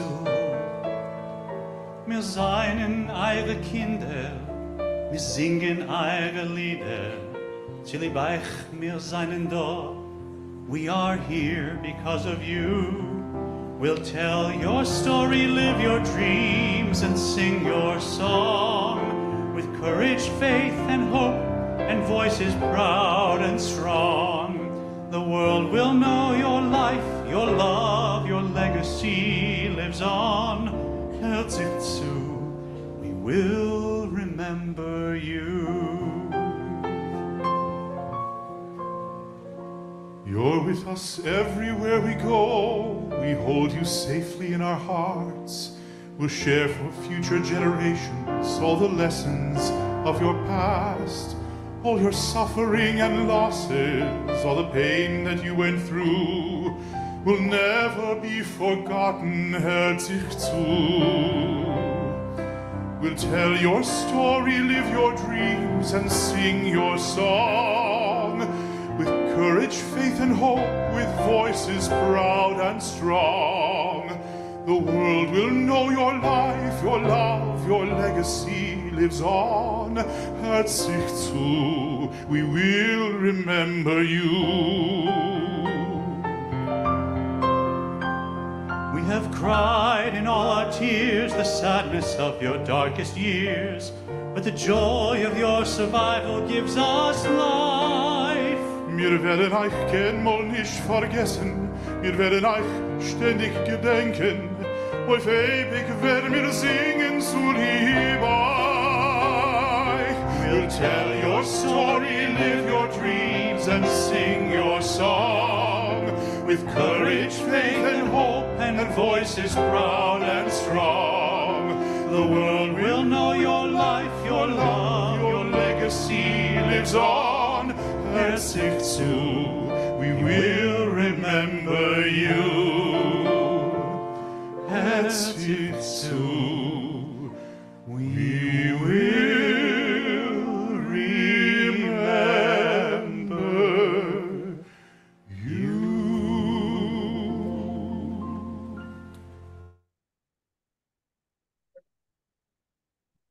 Beautiful. I don't know. That was really moving. Oh, sorry. Thank you, Zola. Thank you. Thank you, Jeff, Jeffrey, for sharing Zola's talent. That was so moving. Thank you. I haven't even seen this version. Thank you, Jeff. Wow. This was recorded 5 days ago in honor of what's happening in Israel. So you know. And I want to call on Renee, if you can unmute yourself, Renee. Renee, I don't think we have met, and I'm happy. No. I'm happy that you're here. So I'm asking you first, why did you decide to come to the program today? So first of all, it's lovely to meet you. Who knew that belonging to Dr. Dana Shrager's Jewish cooking group on Facebook would lead to this? So it was all about that. So why did I come? This is resonating so deeply with me, the invitation that I saw, and I think I wrote to Dana and Lynne, right? So I'm Jewish. My father was a Holocaust survivor from Frankfurt am Main, and my mother's family's mixed Polish, Ukraine. So I'm a mishmash like a lot of us. And I was raised in Washington Heights. I went to Soloveitchik Yeshiva.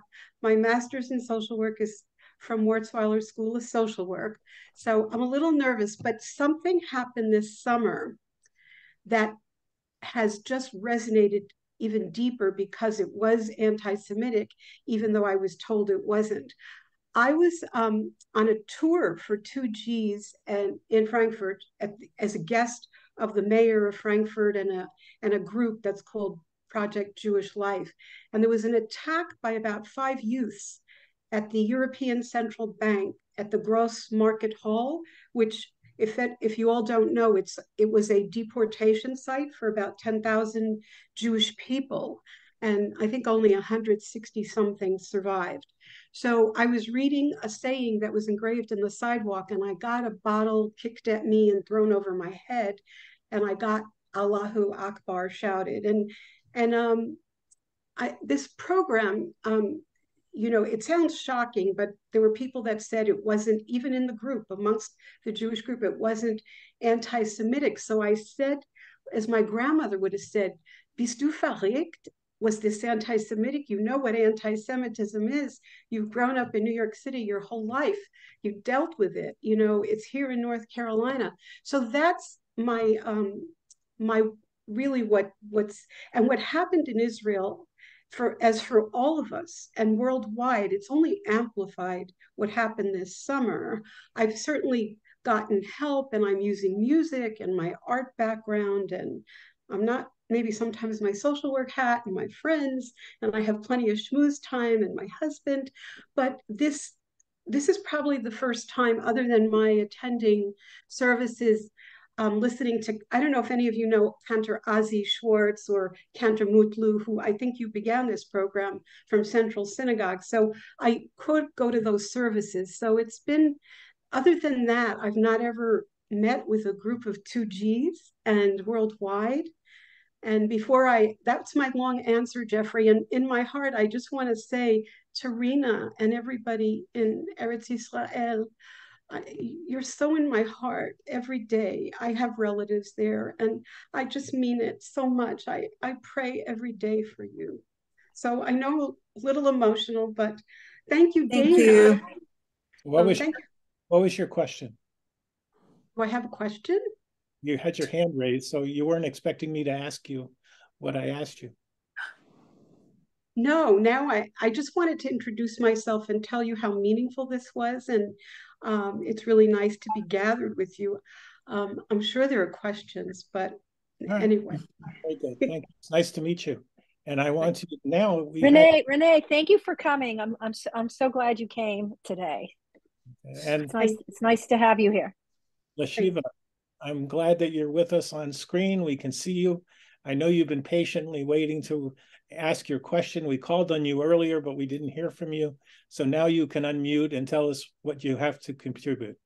Okay, so I've been working for a number of years and almost opened before the pandemic. It's a challah bread manufacturing company, and I will be once again supplying Rocky Mountain King Supers, and also now we're adding Whole Foods.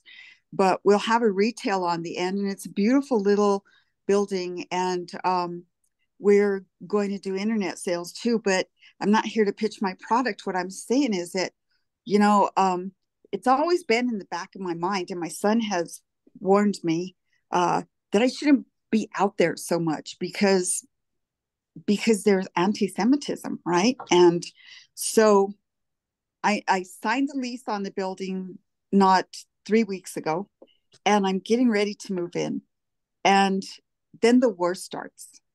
And I have great support in my community from business colleagues and customers. But in our town, like 2 years ago, there was a man who threatened to blow up the synagogue, the temple. And then not a few weeks later, and he was arrested by the police. So he was a for real person making a for real threat. And he was caught outside the building getting ready to do what he said he was going to do. And then not a few weeks later, there was a woman who broke into the building and started the social hall completely on fire. It had to be completely and this is a historic building as well. So we've had some anti-Semitism in town here. One day, where are you from? Where are you from? Pueblo, Colorado.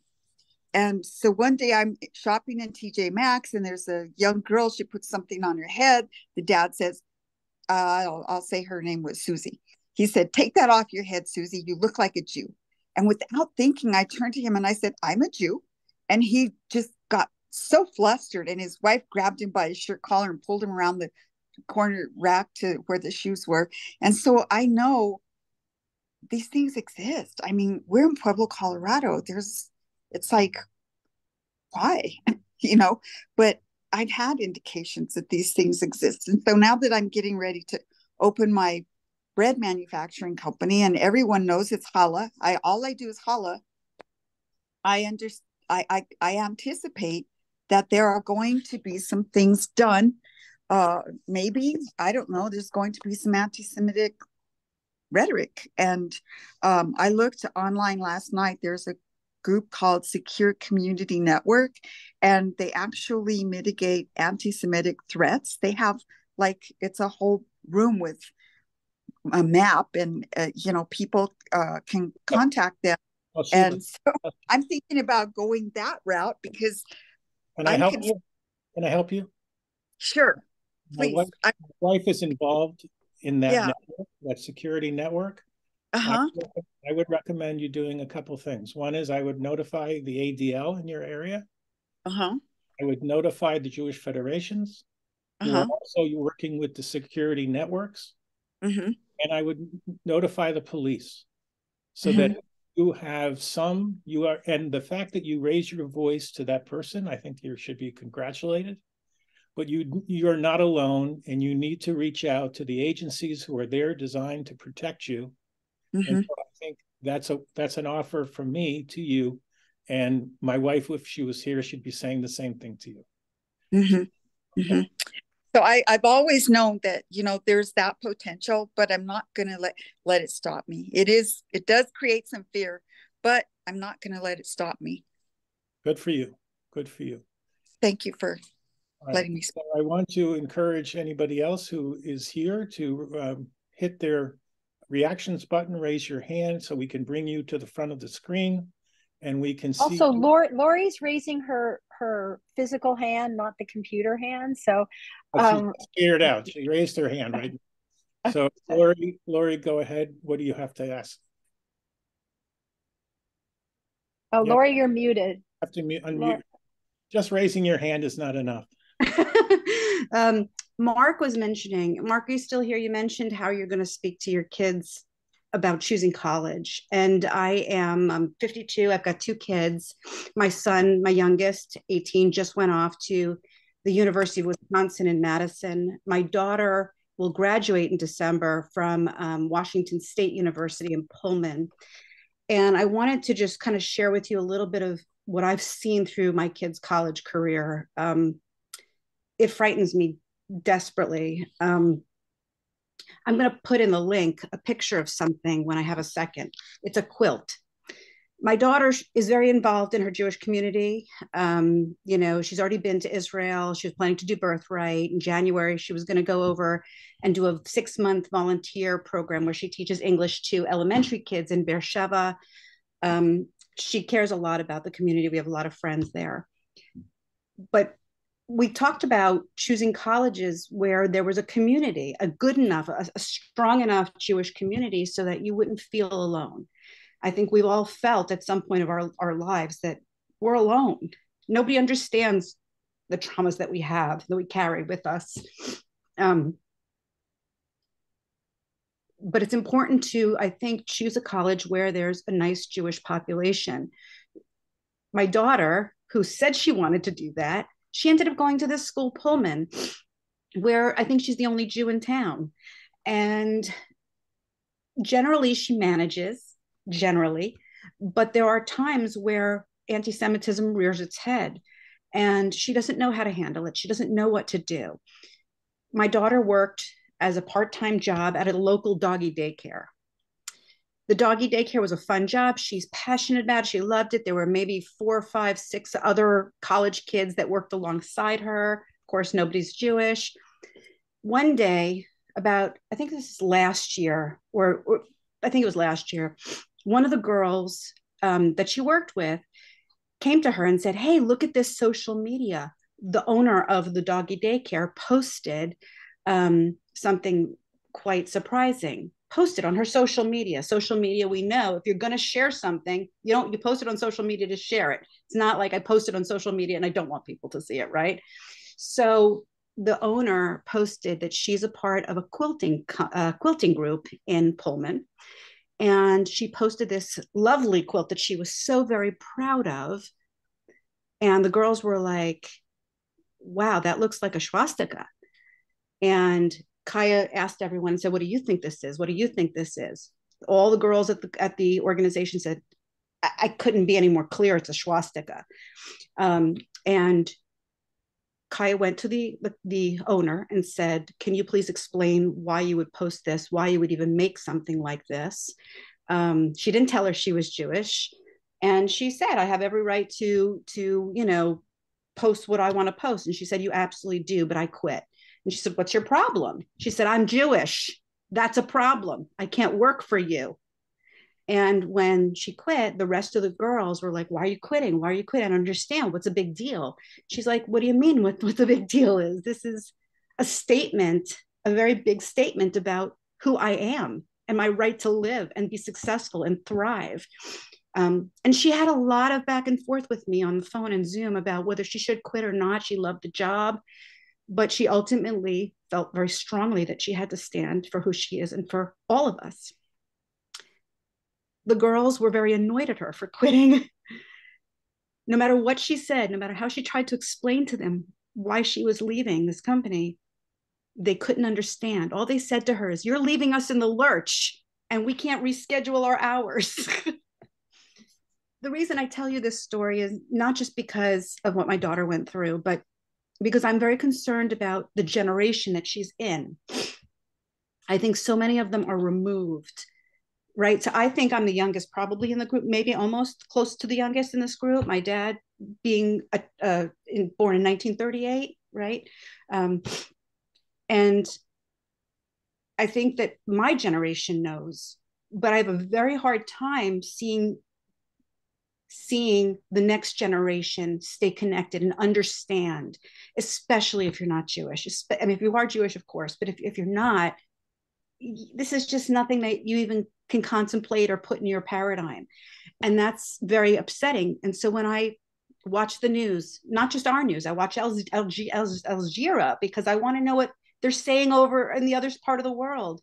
These are young people, young male people who are screaming about Palestine and the freedom and the this and the that. And I don't see enough of our young people screaming back and saying, you know, that's not who we are. We've learned our lessons. That's very frightening for me. They're the next generation. So I'm going to put the quilt on the chat for you. Thank you for sharing. And for all, collectively, for all of us, I want you to share with your daughter that she made the right move, that we are all proud of her. And just let us know, where's Poland?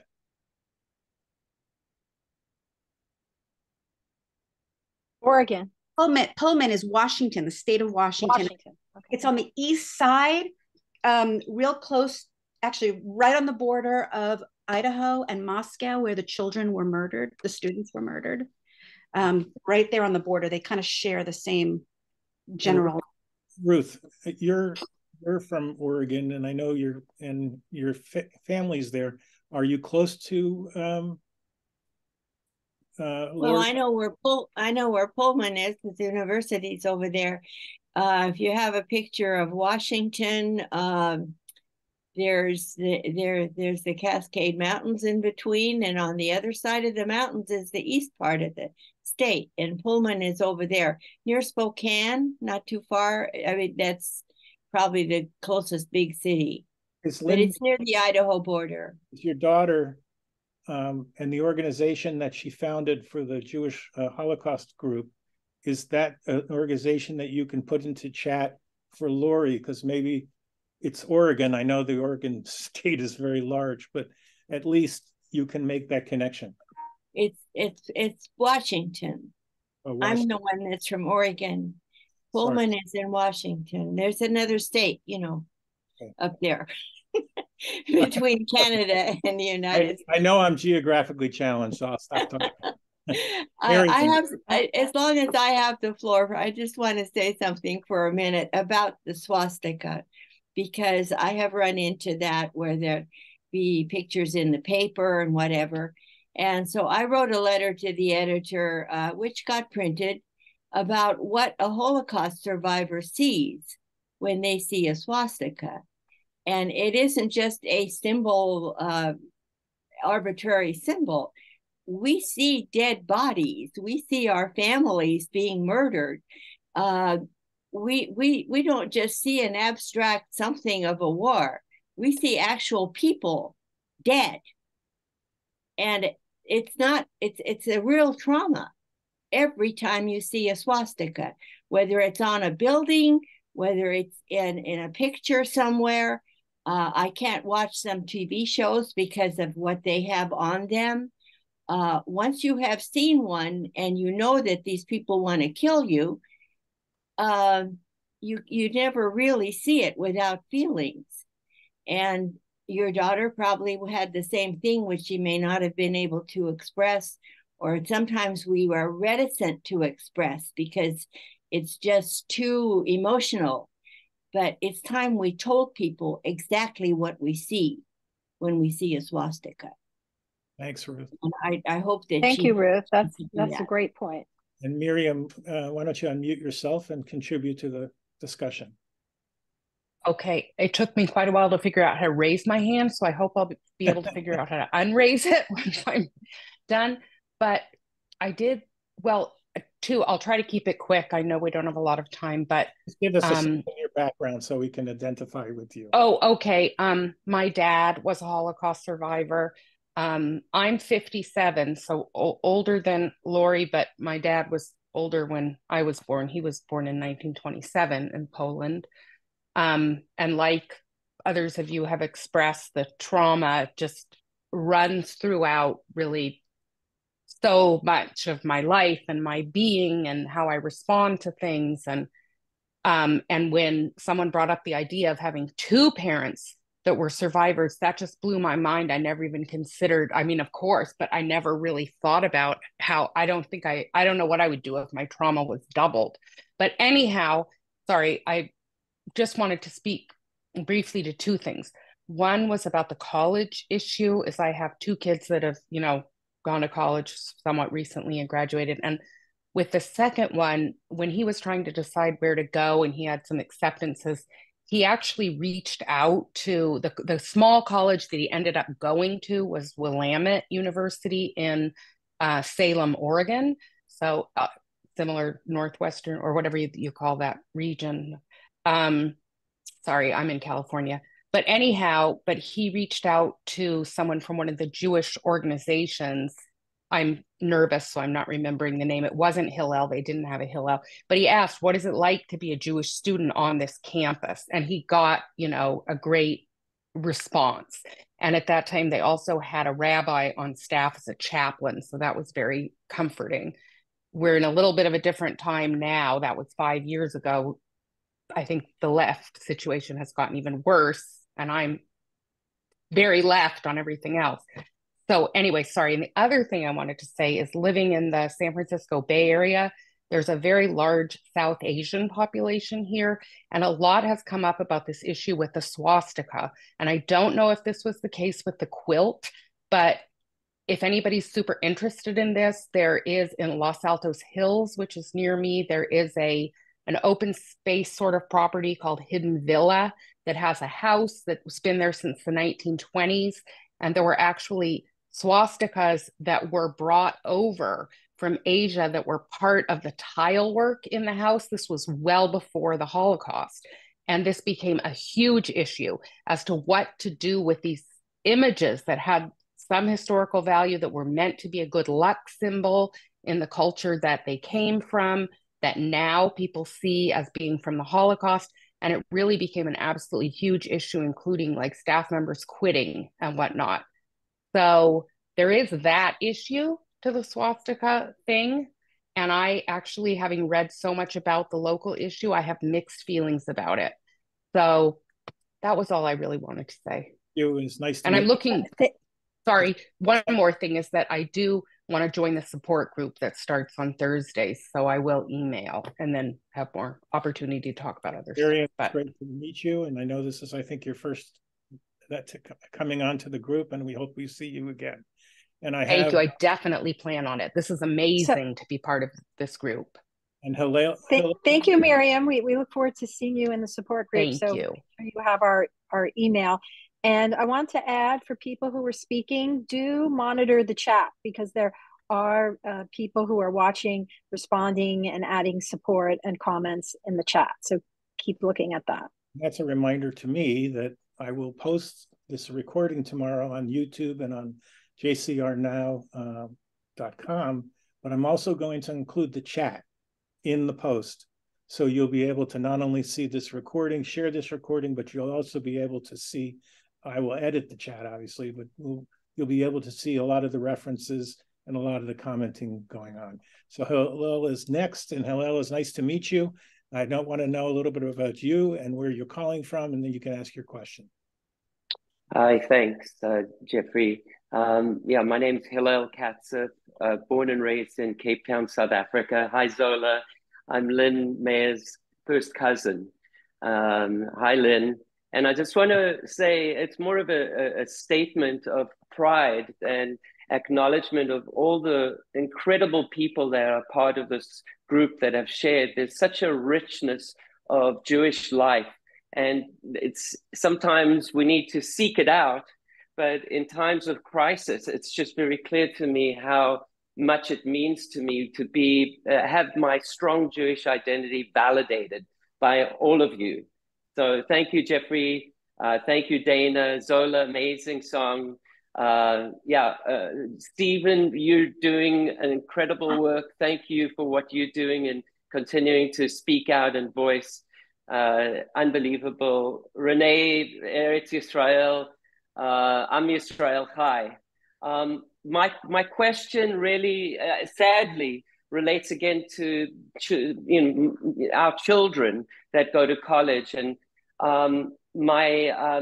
to my great distress this past week, I very rarely go on social media, but because of what's been happening, I just felt the need to scroll through and find out.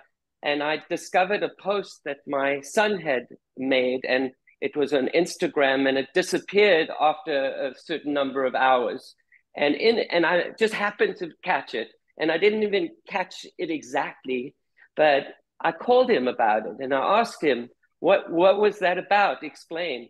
And it saddens me greatly where he just glossed over what happened on October 7th to the Jews in Israel. Can you tell us what he posted?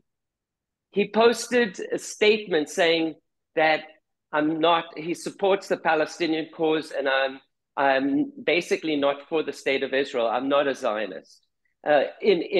In his intellectual way of explaining. And I was so upset that I hung up the phone. And now I can just say, I know this is going out on social media. I can say, I love my son with all my heart. He will always be my son. I will always love him. But the values that he has kind of taken on are different to mine. And I need to now do a better job of expressing myself. And I think I've been too reserved. And he went to a very liberal UC school, UC Santa Cruz. So my question is, with all the psychiatrists and all the help. Hillel, before you say that, you tell your son what you would want him to know. I will. I'm just asking for opinions, advice on what tools or what you would suggest. I'm going to say it from my heart, absolutely. What I believe in, I can't change him. He is his own person. He has always been his own person. How old is your son? How old is your son? He's 27. 27. I see Rena raising her hand. Maybe Lynne and maybe Rena can weigh in here, and if anybody else wants to come in. First of all, I'm going to mute myself and just say thank you again. Toda rabah. I think the challenge for our kids is enormous. There's woke mentality that's flying through campuses is not with an insistence on safe zones for students who do not like Zionists and professors who feel very comfortable being very anti-Zionist, has made schools very unsafe for our children. And your son may have internalized this and may have just found it easier to reject what Israel stands for. I'm thinking you should take him to Israel. I mean, certainly he could go on a birthright trip, but I think sometimes we have to be strong with our children and explain things. Take him there, take him to Yad Vashem, let him see with his own eyes. But our children are under terrible, terrible stress on campus and with their social groups who are very left-leaning. Yeah, sadly, thank you, Rena. I mean, I took him to Israel prior to his bar mitzvah, and he's traveled to Israel on his own and went to the West Bank and kind of found his own way to, he said he's attended rallies for pro-Palestinian causes, which shocked me when I. So he's his own person. He's an adult. Yes, he's not a child any longer. Okay. So that's a challenge for you. You may have to accept that. And as someone said, listen.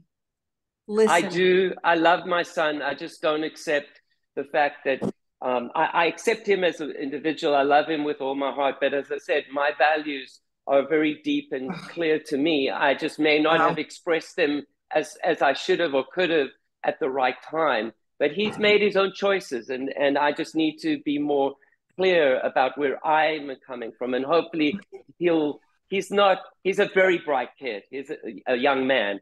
And so I hope that, I don't know, Baruch Hashem, he will take all of this in, and he will come to some new realization that his Jewish identity, that he's rejected, is important to him at some point in the future. All right. And unfortunately, others may make it important. I mean, there were many Jews in Germany who said they were Germans first and Jews second, and the Nazis didn't feel that way. So Gabby, Gabby, you raised your hand. No, it's not. So you can unmute yourself. I'm not going to let you off the hook. Oh. Well, we kind of moved on from what I had a comment about. I wanted to include your comment. Well, first of all, I'm one of those Washingtonians. I'm on the west side of Washington, just above Portland, Oregon. And I went on a school trip with my son when he was in elementary school, and had the shock of my life at the Laluska Native American tribal house. They have all kinds of very beautifully woven, very old baskets. And one of them, all the way around the basket, are swastikas. And it was just, like everybody said, it was like a dagger in my heart when I saw it. And they explained the same, that it, to the Native Americans, it was a good luck symbol. And you just have to accept it, I guess. Can you tell us a little bit about your background? I've lived up here in Washington the past 22 years or so. I'm originally a refugee from communist Romania. Came in 1964. My father was a Holocaust survivor. The rest of the family, my grandparents and my brother, were victims of the Holocaust. But luckily, because we were in actually Hungary, which then became Romania, we didn't get involved till 1944, when the Nazis marched into Hungary. So more of my family survived than most. And but they're all here now. I have no more family in Europe. That my mother was not Jewish, which obviously doesn't really make me Jewish either by Jewish law, but I was brought up Jewish. As long as my father was alive, I was brought up Jewish. Okay, Gabby, it was a pleasure hearing from you. Thank you for coming. I hope you'll join us again. And I know Lynne is raising her hand. Do you have a comment for Gabby? You have to unmute yourself, please. And I know you're there, Ruth, so hang on for a minute. Okay, so I'm going to speak to Hillel directly, who's my cousin, and part of our family history is the trauma and the Holocaust and the pogroms in Lithuania.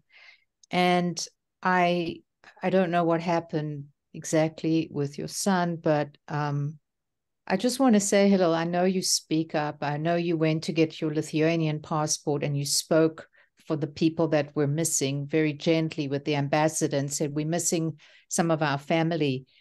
I want to offer another idea that I think Jacob is traumatized, and his trauma is unacknowledged. It's in there, even though he's shifted to another place. That's my thought. I think that is happening.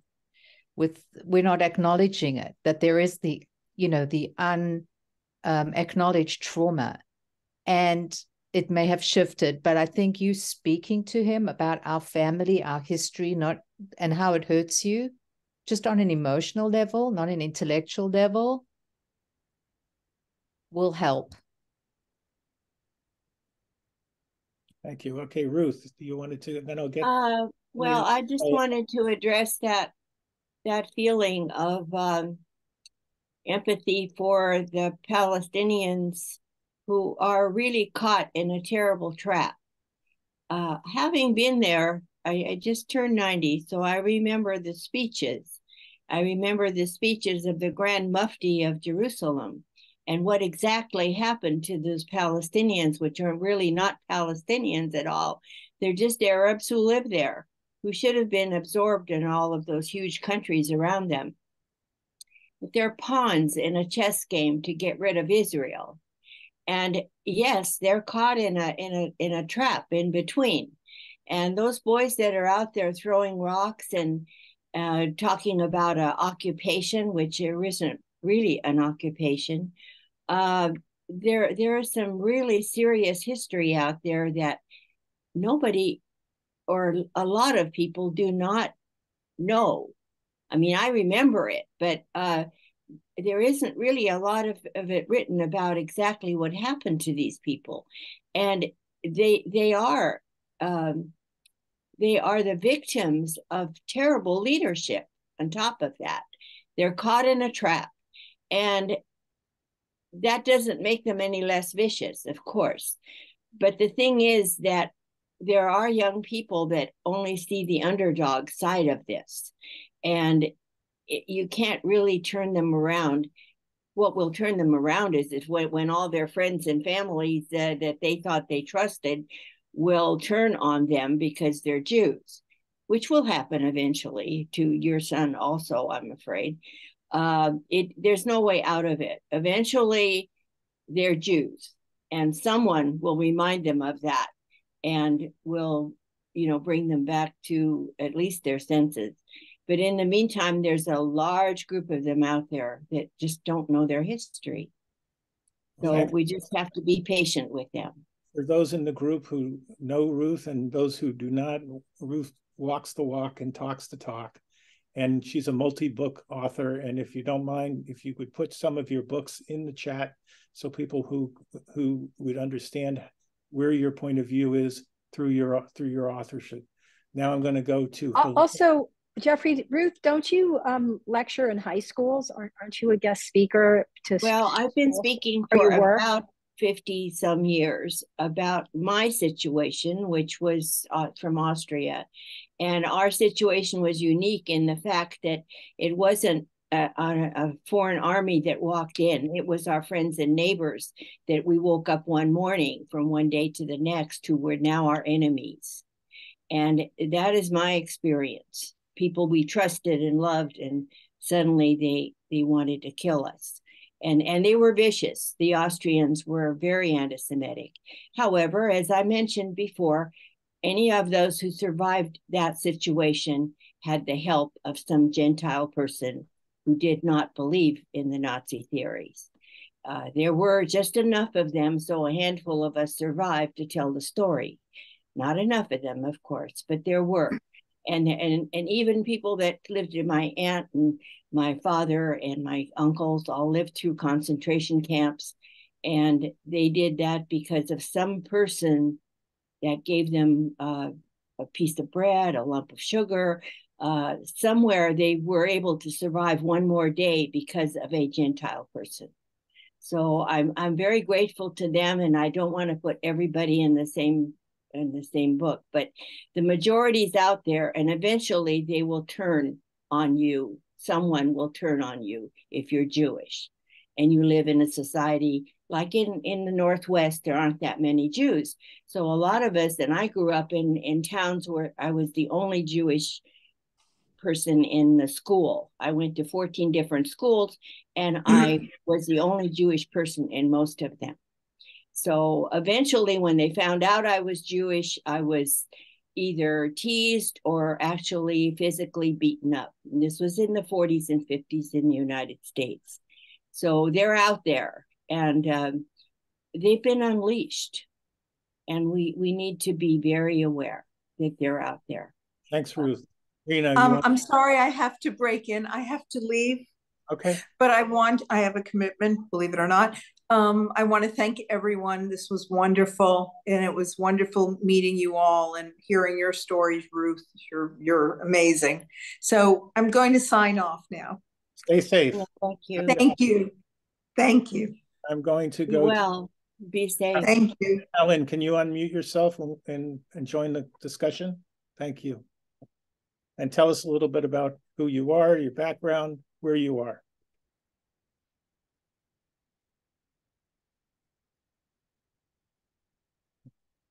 You have to unmute, please. Sorry about that. I couldn't get it to work. I'm in England.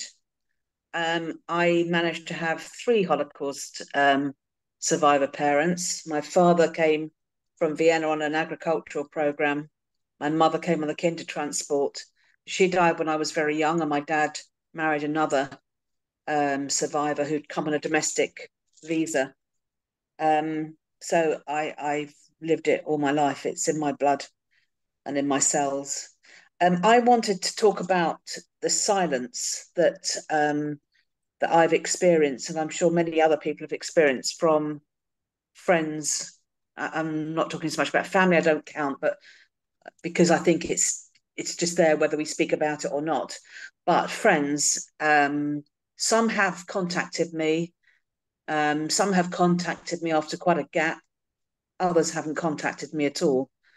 My eldest son, who lives in New York, he got married earlier this year, and his wife is not Jewish.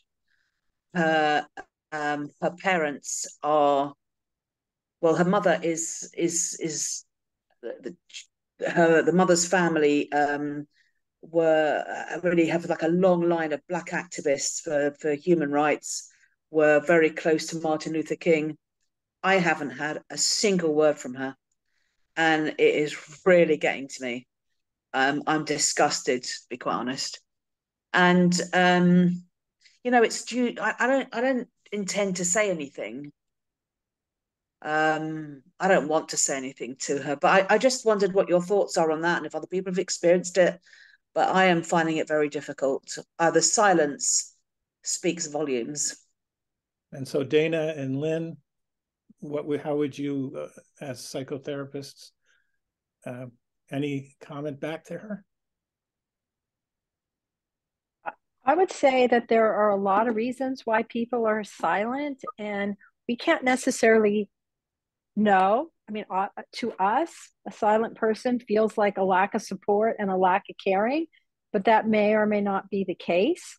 And I would say if a relationship is important to you, that you mention that to your friend and just state a fact, like, try not to be judgmental, but just state what you observe.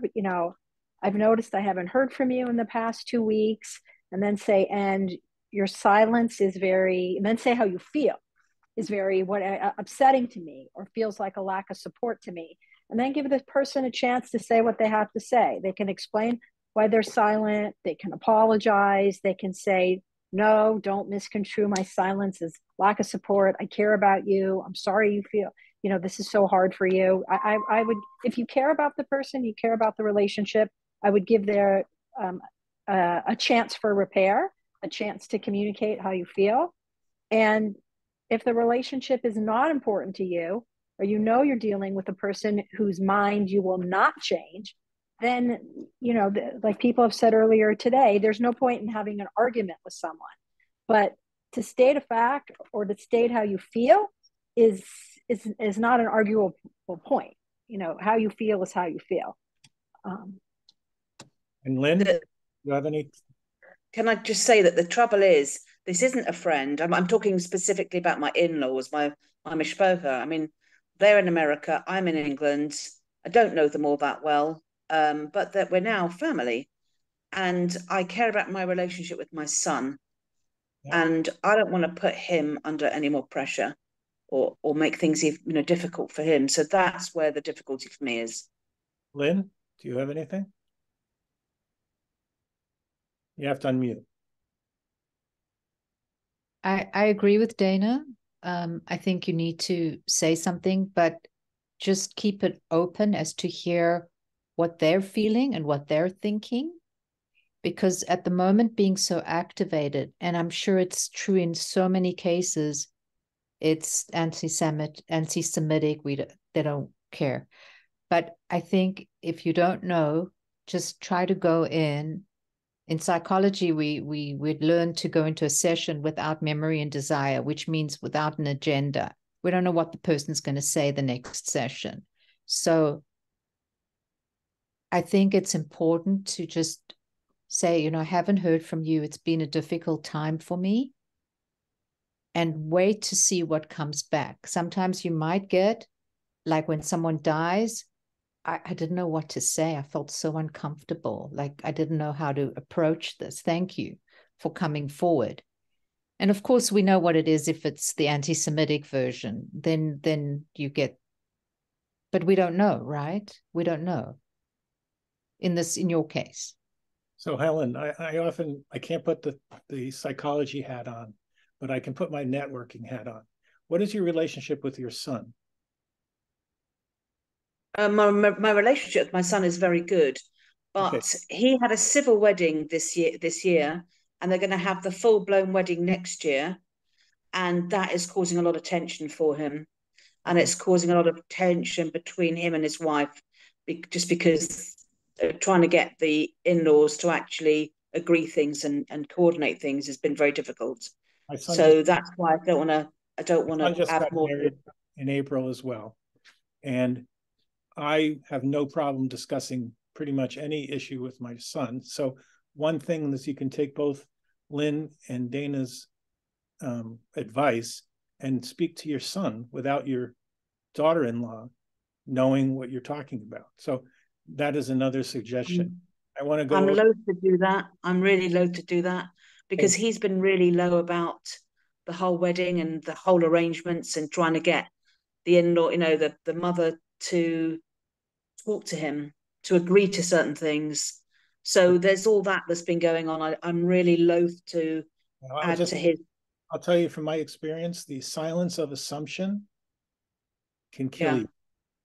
So I would, as I'm called Uncle Nudge. I don't let things get in the way. But I want to also let you know that my first cousin is in Edgware, and my grandmother also came on a transfer pass in 1939 to Manchester and was a housekeeper. So we have something in common. My parents, they were children when they came, but they also went to Manchester. Interesting. Okay, Mark, please. Thank you. You have to unmute, Mark.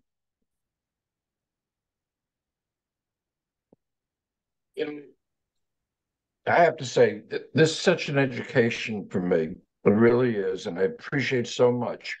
Someone mentioned before the idea of the underdog, and it gave me the thought that a lot of these anti-Zionist, anti-Jewish ideas are almost camouflaged in the underdog concept.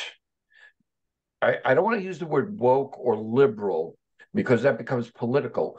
But when I was teaching college, it was not my job to influence students on how to think or what to think rather, but rather to solve problems and give them the tools to solve those problems.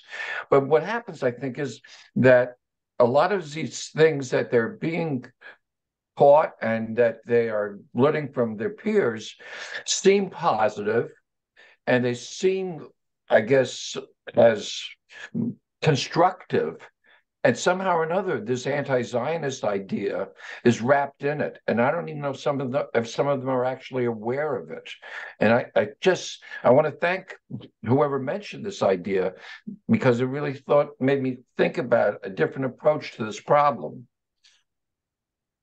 I was the one that said that. And That should is have known. that is the feeling that a lot of people that are pro Palestinian have. These are underdogs, people that have been kept in refugee camps for 70 years. And it's true, they have been kept there and they have been lied to and told terrible things and propagandized to the point where they really don't know what's happening.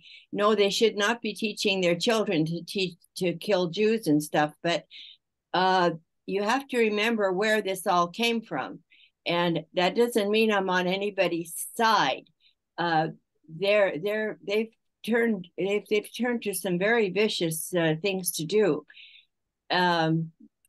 And the world is on their side because they're against Jews. So the world is against Jews too. So they're getting a lot of sympathy. But when these young people get to college and they see the conditions that these people have been living in for 70 years, with all the money that we have given them, the whole world has given them, they didn't use it to pave their roads and build their hospitals.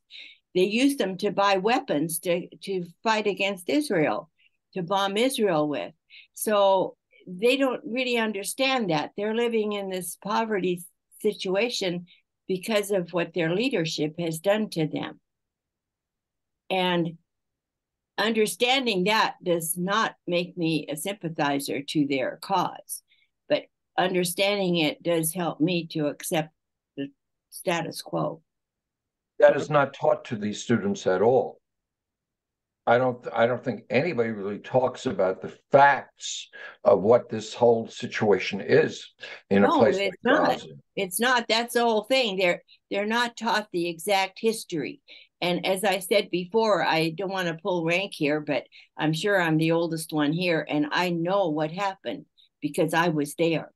And it was Israel was supposed to be divided. There was supposed to be a division, a partition, two countries, a Arab country, Jordan, and a Zionist country, a Jewish country, Israel. And the thing is about the wars that happened, little enclaves were cut out, and the West Bank should actually be Jordan, which it was. Right. But Jordan didn't want it back. And these people are caught in the middle. It's a very sad situation, and it's tragic. It's more than sad. And they are being used. They are being used as pawns, and they've been used for 70 years. And it's not going to help us any to know that. We still have to fight them because there's just no way to change their minds. It's like trying to fight a Nazi or argue with a Nazi. They were going to kill you. There was absolutely no feeling about it. They just wanted everybody that was Jewish dead. And there was no argument there. And there isn't any in this case either. They want to eliminate Israel. And we can't be sympathetic to them. But our young people don't have that history. So I don't know when and where they're going to be taught that, but they obviously have not learned it. Okay, and so we're coming close to the end of the program. Yeah, I'm sorry. I took a lot of time there. No. You were very helpful. Thank you. Everyone who is here is so appreciative of your perspective, your history, your ability to provide a vision that none of us have. So no apologies necessary. I'm going to tell you that on October 7th, I was in a meeting with my San Diego coffee group. I'm actually in Philly now. I got out of the meeting around 2:30 Eastern time, and I had a dozen voicemail messages. I had Zoom requests. My email was blowing up, and I couldn't understand what was going on. And then I learned that the war was happening, and all of my group was trying to contact me one way or the other through Facebook direct messaging. And I realized that, what do I do? How do I help? Do I stay passive? And that evening I decided that I couldn't. And I called Dana and I said, Dana, I need your help. And we put on a week ago, 2 days after the war started, 3 days after the war started, we started a discussion about Holocaust trauma and the war in Israel. And that was the start of something that's, again, morphing my life. And so I want to tell you that on November 7th, I've put together what I call the Rabbi Forum, where we're going to have 4 rabbis from around the world coming in to discuss the Shoah and what is happening in Israel and to help. And I've committed myself to do a program a month on this topic for the foreseeable future until we have peace again, or some version of peace. So I want to let you know that you should keep keeping an eye on programming. The next one I put in the chat is November 7th at 12 o'clock Eastern Time, 9 o'clock Pacific Time in your country. You can look up the time zone. I hope you all go on the RSVP link that I provided in chat. It will be tomorrow on the Zoom program description as well. You'll see a bunch of emails coming from me. If you want to get on our list, just reach me through Facebook. But I also want to let you know that we have one more thing that's very important to our group today, and that is to bring Angela back to share Angela's music as the conclusion of our programming. So I am going to, and Angela is with us somewhere. I'm trying to locate Angela's. Jeffrey, excuse me for a second. November 7 is a Tuesday. Did you mean Tuesday or a Sunday? Tuesday. Tuesday are these events. They're always on Tuesday because I still have on November 19th is our normal Zoom event. Thank you, Eva, for bringing that to the attention of everyone. These special trauma events are on Tuesdays or Wednesdays, depending on the month. And yes, they're at a different time, so we can continue to have the Sunday events. So our Sunday event is on the 19th, and basically Dana is coming back for food memories. So that was planned months ago. And we're having Saul Pincheski, who is well known in our group, and Judith Tellerman, also from Chicago, who are going to be talking about talking Yiddish to chickens. So I'll leave you with what that means so that you have to come to the group, so to the event. So I'm going to share my screen and play our... Jeffrey? Yes. Hi, Jeffrey. Okay, so Angela had to go because she's on a different time zone, but she enjoyed being here and she thanks everybody for welcoming her. And in regard to the food group or the food presentation, I just wanted to add that I think the food of the Jewish people is a source of pride and a source of celebration. So I encourage us all to partake in it and to nourish our souls. And Angela has already introduced this music piece when she talked earlier, but this piece is called Hora, and it's about dance and joy and Jewish celebration. So let's all leave on that upbeat note. And thank you for everybody who participated today. And if I could give anybody referrals to anything, please reach me at the email that's been given in the chat, and I'm happy to help direct people. Dana, maybe you can put your Jewish Facebook group in the chat so people can find you as well. Thank you. I'll do that right now. If people want to talk about Jewish food and get recipe inspiration, here it is. Actually, it'll be coming in a second.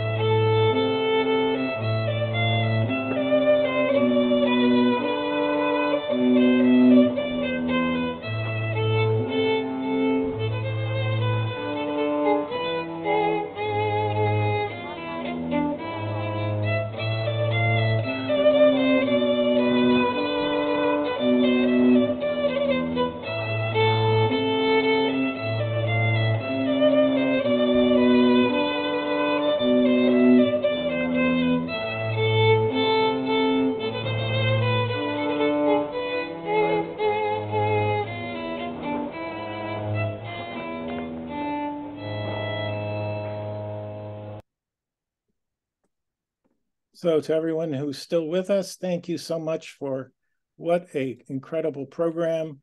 I appreciate all of you. Zelda, feel better. And Zola, feel better. And we'll see you hopefully on November 7th. Steve, nice to see you. And to all of my friends, welcome back. And we'll see you on November 7th. Thanks so much. Bye now. Thank you, Jeffrey.